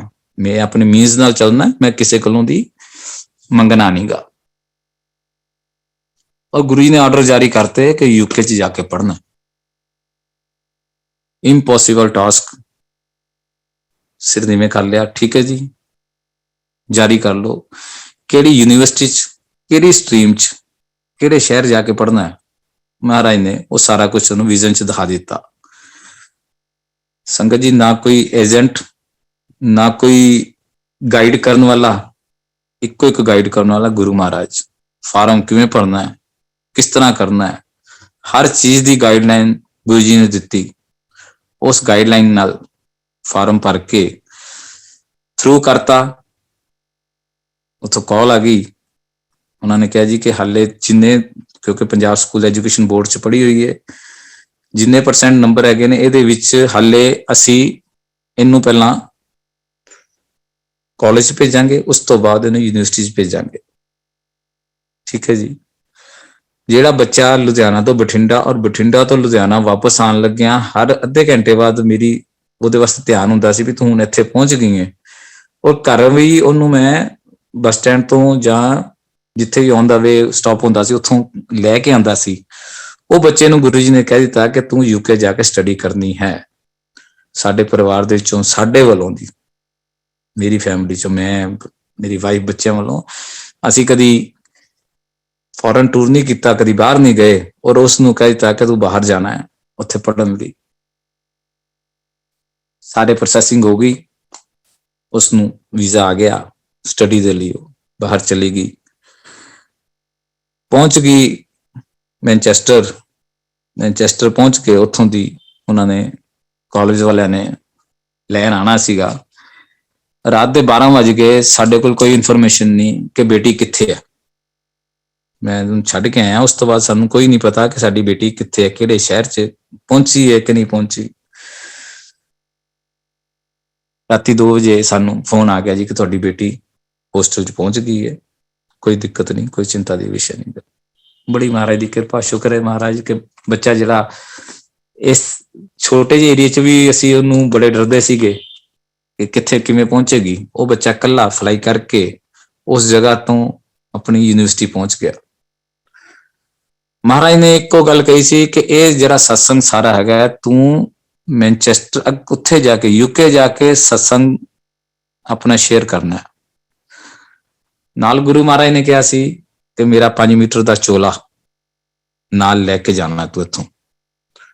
ਸੰਗਤ ਜੀ, ਅਸੀਂ ਐਵਰੇਜ ਜਿਹੜਾ ਚੋਲਾ ਹੈ ਮਹਾਰਾਜ ਦੀ ਗੱਦੀ ਤੇ ਲਗਾਉਂਦੇ ਹਾਂ ਲੁਧਿਆਣੇ 'ਚ, ਉਹ 2.25 ਮੀਟਰ ਦਾ ਹੁੰਦਾ, ਜਿਹਦੇ ਵਿੱਚ ਮਹਾਰਾਜ ਦਾ ਸੀਟ ਕਵਰ ਹੋ ਜਾਂਦੀ ਹੈ ਬੜੇ ਆਰਾਮ ਨਾਲ, ਜ਼ਿਆਦਾ ਵੱਡੀ ਨਾ ਹੋਵੇ। ਮੈਂ ਬਹੁਤ ਸੋਚੀ ਪੈ ਗਿਆ, ਮੈਂ ਕਿਹਾ ਚੋਲਾ ਅਸੀਂ ਰੂਟੀਨ 'ਚ ਬਣਾਈਦਾ ਸਤਸੰਗ ਵਾਸਤੇ 2.25 ਮੀਟਰ ਦਾ, ਮਹਾਰਾਜ ਨੇ 5 ਮੀਟਰ ਦਾ ਕਿਉਂ ਕਿਹਾ ਵਾ। ਚੋਲਾ ਨਾਲ ਦਿੱਤਾ, ਮਹਾਰਾਜ ਦਾ ਸਰੂਪ, ਮਹਾਰਾਜ ਦੇ ਚਰਨ ਨਾਲ ਲੈ ਕੇ ਉਹ ਗਈ। ਆਪਣੇ ਉੱਥੇ ਯੂਕੇ 'ਚ ਕਾਲਜ 'ਚ ਪਹੁੰਚਣ ਤੋਂ 1 ਹਫ਼ਤੇ ਬਾਅਦ ਹੀ, ਵਿਦਿਨ ਏ ਵੀਕ, ਉਸਨੇ ਆਪਣਾ ਸਤਸੰਗ ਦੂਸਰੇ ਸਿਟੀ ਸ਼ੈਫੀਲਡ ਤੋਂ ਮੈਨਚੈਸਟਰ ਜਾ ਕੇ ਸਤਸੰਗ ਸ਼ੇਅਰ ਕੀਤਾ ਸੀਗਾ। ਸੰਗਤ ਲੱਭ ਕੇ, ਪ੍ਰਵੀਨ ਅੰਕਲ ਉੱਥੇ ਆਰਗੇਨਾਈਜ਼ਰ ਅੰਕਲ ਨੇ, ਉਹ ਸੰਗਤ ਨੂੰ ਲੱਭ ਕੇ ਉਸ ਤੋਂ ਬਾਅਦ ਉਹਨਾਂ ਨੂੰ ਪੁੱਛ ਕੇ ਉੱਥੇ ਪਹੁੰਚੀ, ਉਹ ਸਤਸੰਗ ਸ਼ੇਅਰ ਕੀਤਾ। ਉਹ ਤੁਸੀਂ ਸੋਚ ਕੇ ਹੈਰਾਨ ਹੋਵੋਗੇ ਕਿ ਉਹ ਜਿਸ ਤਰ੍ਹਾਂ ਅਸੀਂ ਇੱਥੇ ਗੱਦੀ ਲਗਾਉਂਦੇ ਹਾਂ ਮਹਾਰਾਜ ਦੀ ਬੈਠਣ ਵਾਸਤੇ, ਉਹ ਇੱਕ ਬੜਾ ਵੱਡਾ ਇੱਕ ਬੈਂਚ, ਜਿਸ ਤਰ੍ਹਾਂ ਕਹਿੰਦੇ ਨਾ ਆਪਾਂ ਤਖਤ ਪੋਸਟ ਟਾਈਪ, ਉਹ ਉਸ ਟਾਈਪ ਦਾ ਉੱਥੇ ਉਹਨਾਂ ਨੇ ਗੱਦੀ ਲਗਾਈ ਹੋਈ ਸੀ।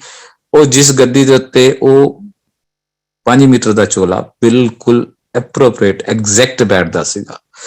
ਜਦੋਂ ਉਹਨੇ ਮੈਨੂੰ ਦਿਖਾਇਆ ਫੋਟੋ ਖਿੱਚ ਕੇ ਕਿ ਪਾਪਾ ਦੇਖੋ ਇੱਥੇ ਇਸ ਤਰ੍ਹਾਂ ਲੱਗਾ ਆ, ਤੇ ਮੈਂ ਕਿਹਾ ਦੇਖ ਬੇਟਾ, ਗੁਰੂ ਜੀ ਨੇ ਆਪਣਾ ਪਲਾਨ ਪਹਿਲਾਂ ਹੀ ਕੀਤਾ ਹੋਇਆ ਸੀ ਕਿ ਇੱਥੇ 5 ਮੀਟਰ ਦਾ ਚੋਲਾ ਲੱਗਣਾ, ਇੱਥੇ 2.25 ਮੀਟਰ ਦਾ ਚੋਲਾ ਨਹੀਂ ਲੱਗਣਾ, ਪੂਰੀ ਦੀ ਪੂਰੀ ਕਵਰਿੰਗ ਹੋਣੀ ਹੈ।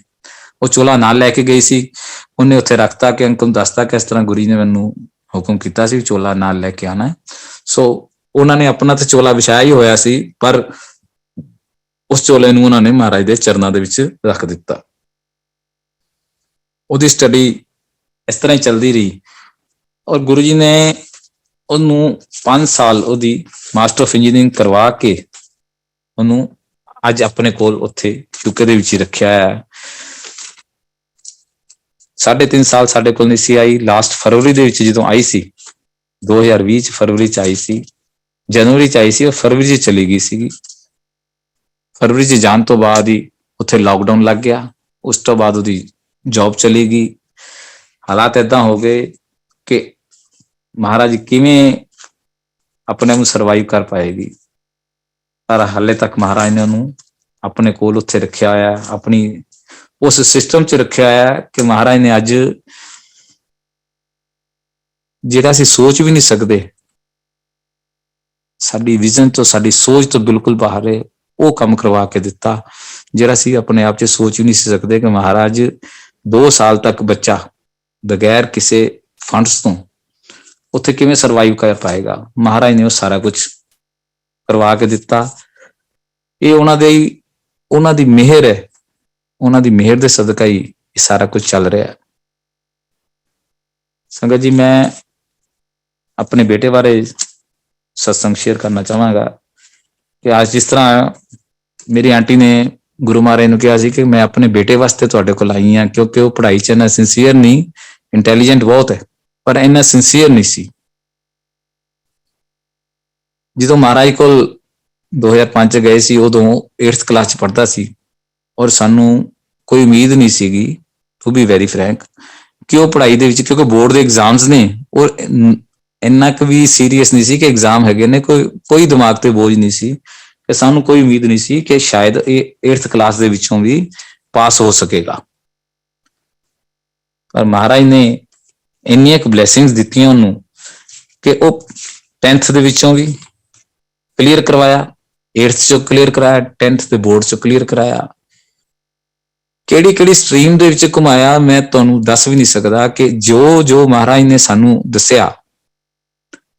ਤੁਸੀਂ ਸੋਚੋ ਕਿ ਜਦੋਂ ਅਸੀਂ 10th ਦੇ ਵਿੱਚੋਂ ਪਾਸ ਹੋਇਆ ਤੇ ਕਾਲਜ ਵਾਲੇ ਸਾਨੂੰ ਕਹਿਣ ਲੱਗੇ ਜੀ ਕਿ ਸਕੂਲ ਵਾਲੇ ਕਿ ਇਹਦੀ ਮਾਰਕਸ ਘੱਟ ਨੇ, ਇਹਦੀ ਕੰਪਾਰਟਮੈਂਟ 10th ਵਿੱਚ ਕੰਪਾਰਟਮੈਂਟ ਆਈ ਸੀ ਕਿ ਅਸੀਂ ਇਹਨੂੰ ਅੱਗੇ ਕੰਟੀਨਿਊ ਨਹੀਂ ਕਰ ਪਾਵਾਂਗੇ। ਮੈਂ ਜਾ ਕੇ ਰਿਕੁਐਸਟ ਕੀਤੀ ਜੀ, ਮੈਂ ਕਿਹਾ ਬੱਚਾ ਹੁਣ ਦੁਬਾਰਾ ਧਿਆਨ ਕਰੇਗਾ, ਪੜ੍ਹੇਗਾ, ਤੁਸੀਂ ਪਲੀਜ਼ ਇਹਨੂੰ ਕਰ ਲਓ। ਕਹਿਣਗੇ ਠੀਕ ਹੈ ਜੀ, ਅਸੀਂ ਇਹ ਮੈਡੀਕਲ ਕਰੇਗਾ। ਸਾਨੂੰ ਘਰੋਂ ਗੁਰੂ ਨੇ ਕਿਹਾ ਸੀ ਕਿ ਉਹਨੂੰ ਕਹਿ ਦੀ ਮੈਡਮ ਨੂੰ ਕਿ ਉਹ ਮੈਡੀਕਲ ਲਾਈਨ 'ਚ ਜਾਏਗਾ, ਮੈਡੀਕਲ ਕਰੇਗਾ। ਅਸੀਂ ਕਿਹਾ ਜੀ ਹਾਂਜੀ ਮੈਡੀਕਲ ਕਰ ਲਏਗਾ। ਕਹਿਣਗੇ ਠੀਕ ਹੈ ਜੀ, ਮੈਂ ਉਹਨੂੰ ਐਡਮਿਸ਼ਨ ਦੇ ਦੇਣੀ ਆ।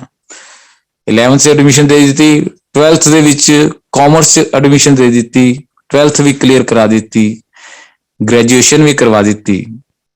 ਉਸ ਤੋਂ ਬਾਅਦ ਉਹਦਾ ਅੱਗੇ ਸਟੱਡੀ ਦੇ ਵਿੱਚ ਕੋਈ ਮਨ ਨਹੀਂ ਸੀ। ਪਰ ਜਿਸ ਤਰ੍ਹਾਂ ਹੀ ਬੇਟੀ ਗਈ ਬਾਹਰ 2014 ਦੇ ਵਿੱਚ, ਮਹਾਰਾਜ ਨੇ ਇਹਨੂੰ ਵਿਜ਼ਨ ਦਿੱਤਾ ਔਰ ਕਿਹਾ ਕਿ ਤੂੰ MBA ਕਰਨੀ ਹੈ, ਉਹ ਵੀ ਰੈਗੂਲਰ ਕਰਨੀ ਹੈ। ਬੇਟਾ ਬੜੀ ਸੋਚ ਪੈ ਗਿਆ, MBA ਕਰਨੀ, ਉਹ ਵੀ ਰੈਗੂਲਰ ਕਰਨੀ ਹੈ। ਗੁਰੂ ਜੀ ਨੇ ਇਹੋ ਜਿਹੀ ਕਿਰਪਾ ਕੀਤੀ ਕਿ ਉਹ MBA ਦੇ ਲਈ ਇੱਕ ਦਿਨ ਘਰ ਬੈਠੇ ਸੀ, ਖਾਣਾ ਖਾ ਰਹੇ ਸੀ ਤੇ ਨਿਊਜ਼ਪੇਪਰ ਪੜ੍ਹ ਰਹੇ ਸੀ ਤੇ MBA ਦੇ ਲਈ ਰਿਕੁਐਸਟ ਆਈ ਸੀ ਕਿ MBA ਦੀ ਐਡਮਿਸ਼ਨ ਵਾਸਤੇ ਚੇਨਈ ਹਿੰਦੁਸਤਾਨ ਯੂਨੀਵਰਸਿਟੀ ਨੇ, ਮਿਨਿਸਟਰੀ ਆਫ ਡਿਫੈਂਸ ਨੇ ਫਸਟ ਟਾਈਮ ਇੱਕ ਕੋਰਸ ਸ਼ੁਰੂ ਕੀਤਾ ਡਿਫੈਂਸ ਟੈਕਨੋਲੋਜੀ ਵਿੱਚ MBA। ਉਸ ਦੇ ਲਈ ਉਹਨਾਂ ਨੇ ਕ੍ਰਾਈਟੇਰੀਆ ਔਰ ਐਪਲੀਕੇਸ਼ਨ ਮੰਗੀਆਂ ਨੇ। ਉਹ ਬੇਟੇ ਨੇ ਉਹ ਫਾਰਮ ਫਿਲ ਕਰਤਾ ਔਰ ਉੱਥੋਂ ਦੀ ਫੋਨ ਦੇ ਰਾਹੀਂ ਸਾਰੀਆਂ ਗੱਲਬਾਤ ਹੋਣ ਤੇ ਉਹਨਾਂ ਨੇ ਇੰਟਰਵਿਊ ਲੈ ਕੇ ਉਹਨਾਂ ਨੇ ਕਿਹਾ ਜੀ ਤੁਸੀਂ ਇੱਥੇ ਆ ਜਾਓ, ਆ ਕੇ ਬਾਕੀ ਸਾਰੀ ਗੱਲ ਕਰਾਂਗੇ।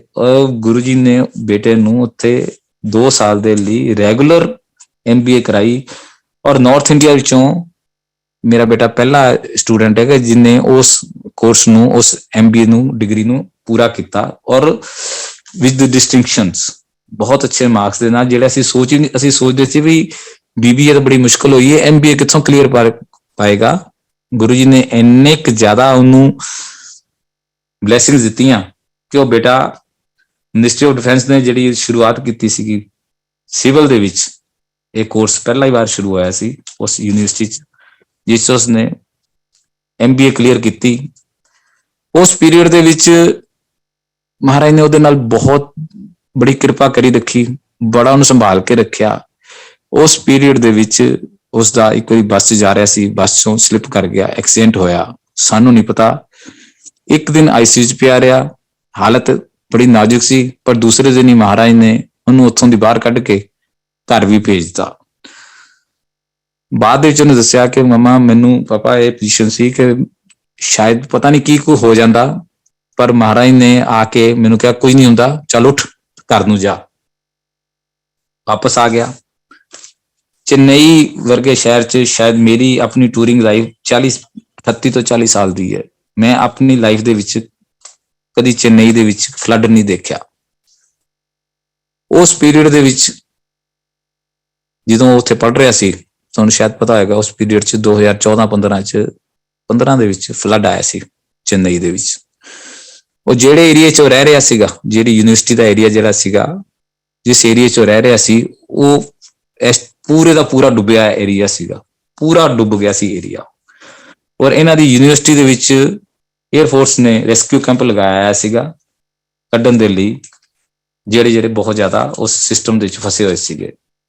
ਪਰ ਮਹਾਰਾਜ ਨੇ ਇਹਨੂੰ, ਰੈਸਕਿਊ ਟੀਮ ਨੇ ਕਿਹੋ ਜਿਹਾ ਰਸਤਾ ਦਿੱਤਾ ਕਿ ਇਹ ਬਾਈ ਰੋਡ ਹੀ ਬੈਂਗਲੋਰ ਪਹੁੰਚ ਗਿਆ ਸੀ, ਔਰ ਬਿਲਕੁਲ ਵੀ ਇਹਨੂੰ ਇੱਕ ਨਿੱਕੇ ਪੈਸੇ ਦੀ ਵੀ ਛੋਟੀ ਜਿਹੀ ਵੀ ਪ੍ਰੋਬਲਮ ਨਹੀਂ ਗੁਰੂ ਜੀ ਨੇ ਆਉਣ ਦਿੱਤੀ।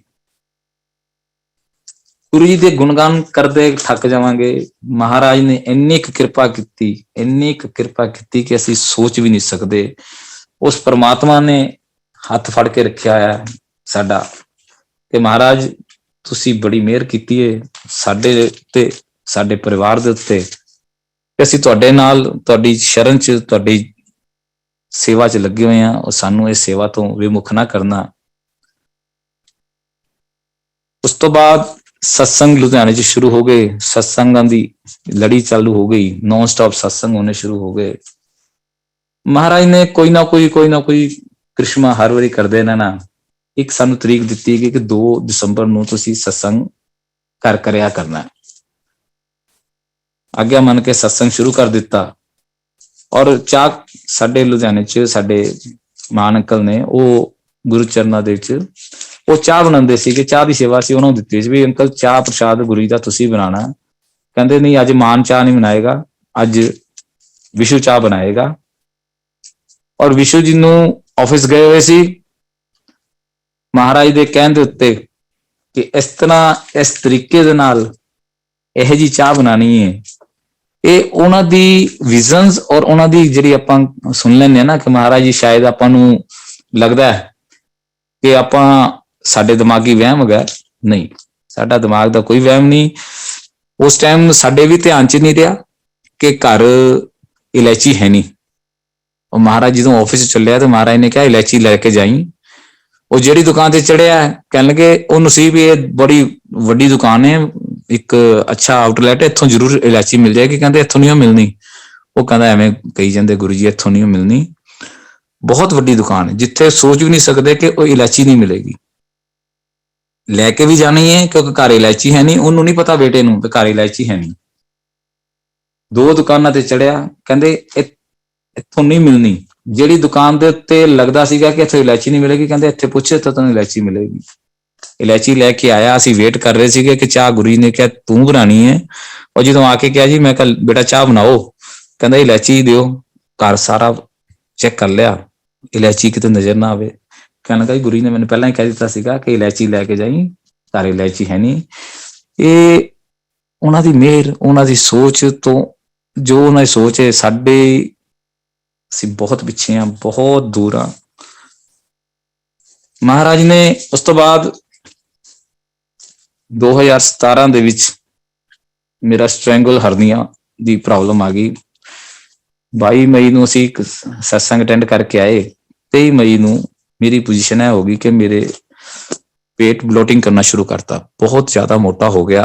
ਔਰ ਮੈਂ ਇਸ ਪੋਜੀਸ਼ਨ 'ਚ ਆ ਗਿਆ ਕਿ ਮੈਂ ਕਿਹਾ ਏਦਾਂ ਦੀ ਕੀ ਪ੍ਰੋਬਲਮ ਆ ਗਈ ਸੀ। ਮੈਂ ਡਾਕਟਰ ਨੂੰ, ਮੇਰੇ ਫਰੈਂਡ ਨੇ ਸੰਗਤ ਦੇ ਵਿਸ਼ਾਲ ਜੀ, ਉਹਨਾਂ ਦੇ ਨਾਲ ਡਾਕਟਰ ਨੂੰ ਦਿਖਾਣ ਗਿਆ। ਉਹਨਾਂ ਨੇ ਦੇਖ ਕੇ ਕਈ ਤਾਂ ਡਾਕਟਰ ਬੋਲਾਂ ਨੇ ਕਿ ਕਹਿੰਦੇ ਰਮੇਸ਼ ਜੀ ਪੋਜੀਸ਼ਨ ਬਹੁਤ ਤੁਹਾਡੀ ਕ੍ਰਿਟੀਕਲ ਹੈ, ਇਹ ਤੁਹਾਨੂੰ ਹਰਨੀਆ ਦੀ ਪ੍ਰੋਬਲਮ ਆਈ ਹੈ ਔਰ ਕੁਝ ਵੀ ਹੋ ਸਕਦਾ, ਇਮੀਡੀਏਟ ਆਪਰੇਟ ਕਰਾਉਣਾ ਪਏਗਾ। ਅਸੀਂ ਫਟਾਫਟ ਉੱਥੋਂ ਦੀ ਡਾਕਟਰ ਸਰੀਸ਼ ਦੇ ਨਰਸਿੰਗ ਹੋਮ 'ਚ ਪਹੁੰਚੇ। ਉਹਨਾਂ ਨੇ ਕਹੀ ਪਹਿਲਾਂ ਐਕਸਰੇ ਕਰਾ ਕੇ ਲਿਆਓ, ਖੜੇ ਹੁਣੇ ਹੀ।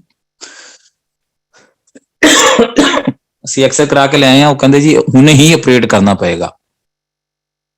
ਮੈਂ ਇਕੱਲਾ, ਮੇਰੀ ਆਂਟੀ ਘਰ ਹੈ, ਮੈਨੂੰ ਨਹੀਂ ਕੁਝ ਪਤਾ। ਉਹ ਕਹਿਣ ਲੱਗੇ ਜੀ ਹੁਣੇ ਆਪਰੇਟ ਕਰਨਾ ਪਏਗਾ, ਜੇ ਇਹ ਫਟ ਗਿਆ ਤਾਂ ਬਹੁਤ ਜ਼ਿਆਦਾ ਸਿਚੁਏਸ਼ਨ ਤੁਹਾਡੀ ਕ੍ਰਿਟੀਕਲ ਹੋ ਜਾਏਗੀ, ਕਿਉਂਕਿ ਇਸ ਟਾਈਮ 2 ਦਿਨ ਹੋ ਚੱਲੇ ਨੇ ਔਰ ਇਸ ਟਾਈਮ ਇਹ ਸਟ੍ਰੈਂਗਲ ਹਰਨੀ ਹੈ, ਇਹ ਫਸ ਚੁੱਕਾ ਵਾ, ਕੁਝ ਵੀ ਹੋ ਸਕਦਾ। ਡਿਸੀਜਨ ਲੈਣਾ, ਇਮੀਡੀਏਟ ਡਿਸੀਜਨ ਲੈਣਾ ਸੋਚੀ ਪੈ ਗਏ। ਮੈਂ ਕਿਹਾ ਵਿਸ਼ਾਲ ਅੰਕਲ ਨੂੰ, ਮੈਂ ਕਿਹਾ ਜੀ ਆਂਟੀ ਤੋਂ ਘਰੋਂ ਬੁਲਾ ਲਓ ਤੇ ਆਪਾਂ ਉਨੀ ਦੇਰ ਇਹਨੂੰ ਪ੍ਰੋਸੀਡ ਕਰ ਦਿੰਦੇ ਹਾਂ। ਉਹਨਾਂ ਨੇ ਕਿਹਾ ਠੀਕ ਹੈ ਜੀ। ਸੰਗਤ ਜੀ 1 ਘੰਟੇ ਦੇ ਵਿੱਚ ਉਹਨਾਂ ਨੇ ਮੇਰਾ ਆਪਰੇਸ਼ਨ ਕਰਤਾ। ਉਹ ਜਦੋਂ ਆਪਰੇਸ਼ਨ ਹੋ ਰਿਹਾ ਸੀ ਤਾਂ ਮਹਾਰਾਜ ਫੇਰ ਆ ਗਏ। ਮਹਾਰਾਜ ਵਿਜ਼ਨ ਚ ਆਏ, ਮੈਂ ਸਾਹਮਣੇ ਅੱਖਾਂ ਖੋਲ ਕੇ ਬੈਠਾ ਵਾਂ। ਗੁਰੂ ਮਹਾਰਾਜ ਐਂਬੈਸਡਰ ਗੱਡੀ ਚ ਆਏ, ਫਟਾਫਟ ਆ ਕੇ ਕਿੱਥੇ ਆ ਕਰਦੇ ਹੋਏ ਸਿੱਧਾ ਹੀ ਮੇਰੇ ਕੋਲ ਆਇਆ, ਕਹਿੰਦੇ ਕੀ ਹੋਇਆ? ਕੋਈ ਨਹੀਂ ਹੋਇਆ, ਚੱਲ ਉੱਠ, ਤੂੰ ਬਿਲਕੁਲ ਠੀਕ ਹੈ। ਹਰਨੀਆਂ ਦੇ ਆਪਰੇਸ਼ਨ ਦੇ ਵਿਚਕਾਰ ਜਿੰਨੀ ਬੈੱਡ ਰੈਸਟ ਹੁੰਦੀ ਹੈ, ਸਟੇਅਰਸ ਨਹੀਂ ਚੜ੍ਹਨੀਆਂ, ਕਿਤੇ ਨਹੀਂ ਜਾਣਾ, ਕੋਈ ਭਾਰਾ ਕੰਮ ਨਹੀਂ ਕਰਨਾ, ਉਹ ਮੇਰਾ ਕੰਮ ਹੀ ਬੜਾ ਹੈਵੀ ਵਰਕ ਸੀਗਾ। ਇੱਕ ਹਫ਼ਤੇ ਬਾਅਦ ਮੈਂ ਮਹਾਰਾਜ ਦੀ ਸੇਵਾ 'ਚ ਫਿਰ ਹਾਜ਼ਰ ਹੋ ਗਿਆ ਸੀ, ਉਸ ਸਤਸੰਗ ਦੀ ਜੋ ਮੇਰੀ ਡਿਊਟੀ ਦਿੱਤੀ ਹੋਈ ਗੁਰੂ ਮਹਾਰਾਜ ਨੇ ਲੁਧਿਆਣੇ 'ਚ। ਇੱਕ ਹਫ਼ਤੇ ਦੇ ਵਿੱਚ ਹੀ ਮੈਂ ਵਾਪਸ ਆਪਣੀ ਉਸ ਡਿਊਟੀ ਤੇ ਪਹੁੰਚ ਗਿਆ ਸੀ, ਔਰ ਇਹ ਹੈਰਾਨ ਸੀ ਸਾਰੇ ਜੀ ਨੇ ਕਿ ਇਹ ਕਿੱਦਾਂ ਪੋਸੀਬਲ ਹੋ ਸਕਦਾ ਹੈ। ਆਪਰੇਸ਼ਨ ਤੋਂ ਬਾਅਦ 30 ਮਈ ਨੂੰ ਇੱਕ ਸਤਸੰਗ ਸੀਗਾ। ਮੈਂ ਆਪਣੇ ਸਟਿਚਸ ਕਟਵਾ ਕੇ ਉਸ ਸਤਸੰਗ ਤੇ ਸਿੱਧਾ ਮੱਥਾ ਟੇਕਣ ਜਾਣਾ ਸੀ, ਔਰ ਮਹਾਰਾਜ ਇੰਨੇ ਦੀਨ ਦਿਆਲੂ ਨੇ ਕਿ ਜਦੋਂ ਮੈਂ ਉਸ ਸਤਸੰਗ ਦੇ ਅੰਦਰ ਐਂਟਰ ਕੀਤਾ ਤੇ ਅੰਦਰ ਪੈਰ ਰੱਖਦਿਆਂ ਹੀ ਜਿਹੜਾ ਸ਼ਬਦ ਚੱਲਿਆ ਕਿ ਜਿਸ ਦਾ ਸਾਹਿਬ ਡਾਢਾ ਹੋਏ ਤਿਸ ਨੂੰ ਮਾਰ ਨਾ ਸਕੇ ਕੋਈ। ਇਹ ਗੁਰੂ ਜੀ ਨੇ ਆਪਣੇ ਭਗਤ ਦੀ ਪੈਜ ਆਪ ਰੱਖਦੇ ਨੇ, ਆਪ ਲਾਜ ਰੱਖਦੇ ਨੇ। ਅਸੀਂ ਕੌਣ ਆ? ਉਹਨਾਂ ਦੇ ਨਾਲ ਜੁੜ ਕੇ ਬਹੁਤ ਕੁਝ ਸਿੱਖਿਆ, ਬੜਾ ਕੁਝ ਉਹਨਾਂ ਨੇ ਸਾਨੂੰ ਦਿੱਤਾ ਹੈ। ਅਸੀਂ ਉਹਨਾਂ ਦਾ ਸ਼ੁਕਰੀਆ ਕਰਨ ਦੀ ਵੀ ਉਸ ਪੋਜੀਸ਼ਨ 'ਚ ਵੀ ਹੈ ਨਹੀਂ ਕਿ ਅਸੀਂ ਮਹਾਰਾਜ ਦਾ ਥੈਂਕਸ ਕਰ ਸਕੀਏ। ਮਹਾਰਾਜ ਦੇ ਅੱਗੇ ਹਰ ਵਾਰੀ ਇਹੀ ਅਰਦਾਸ ਕਰਦੇ ਹਾਂ ਕਿ ਗੁਰੂ ਜੀ ਆਪਣੇ ਚਰਨਾਂ ਨਾਲ ਜੋੜੀ ਰੱਖਿਓ। ਜਿਹੜੀ ਸੇਵਾ ਦਾ ਮੌਕਾ ਦਿੱਤਾ ਹੈ, ਪਿਛਲੇ 2012 ਤੋਂ ਮਹਾਰਾਜ ਦੀ ਸੇਵਾ ਮਿਲੀ ਹੋਈ ਹੈ ਲੁਧਿਆਣੇ 'ਚ ਸਤਸੰਗ ਦੀ ਡਿਊਟੀ ਦੀ, ਅੱਜ 10 ਸਾਲ ਹੋਣ ਲੱਗੇ ਨੇ।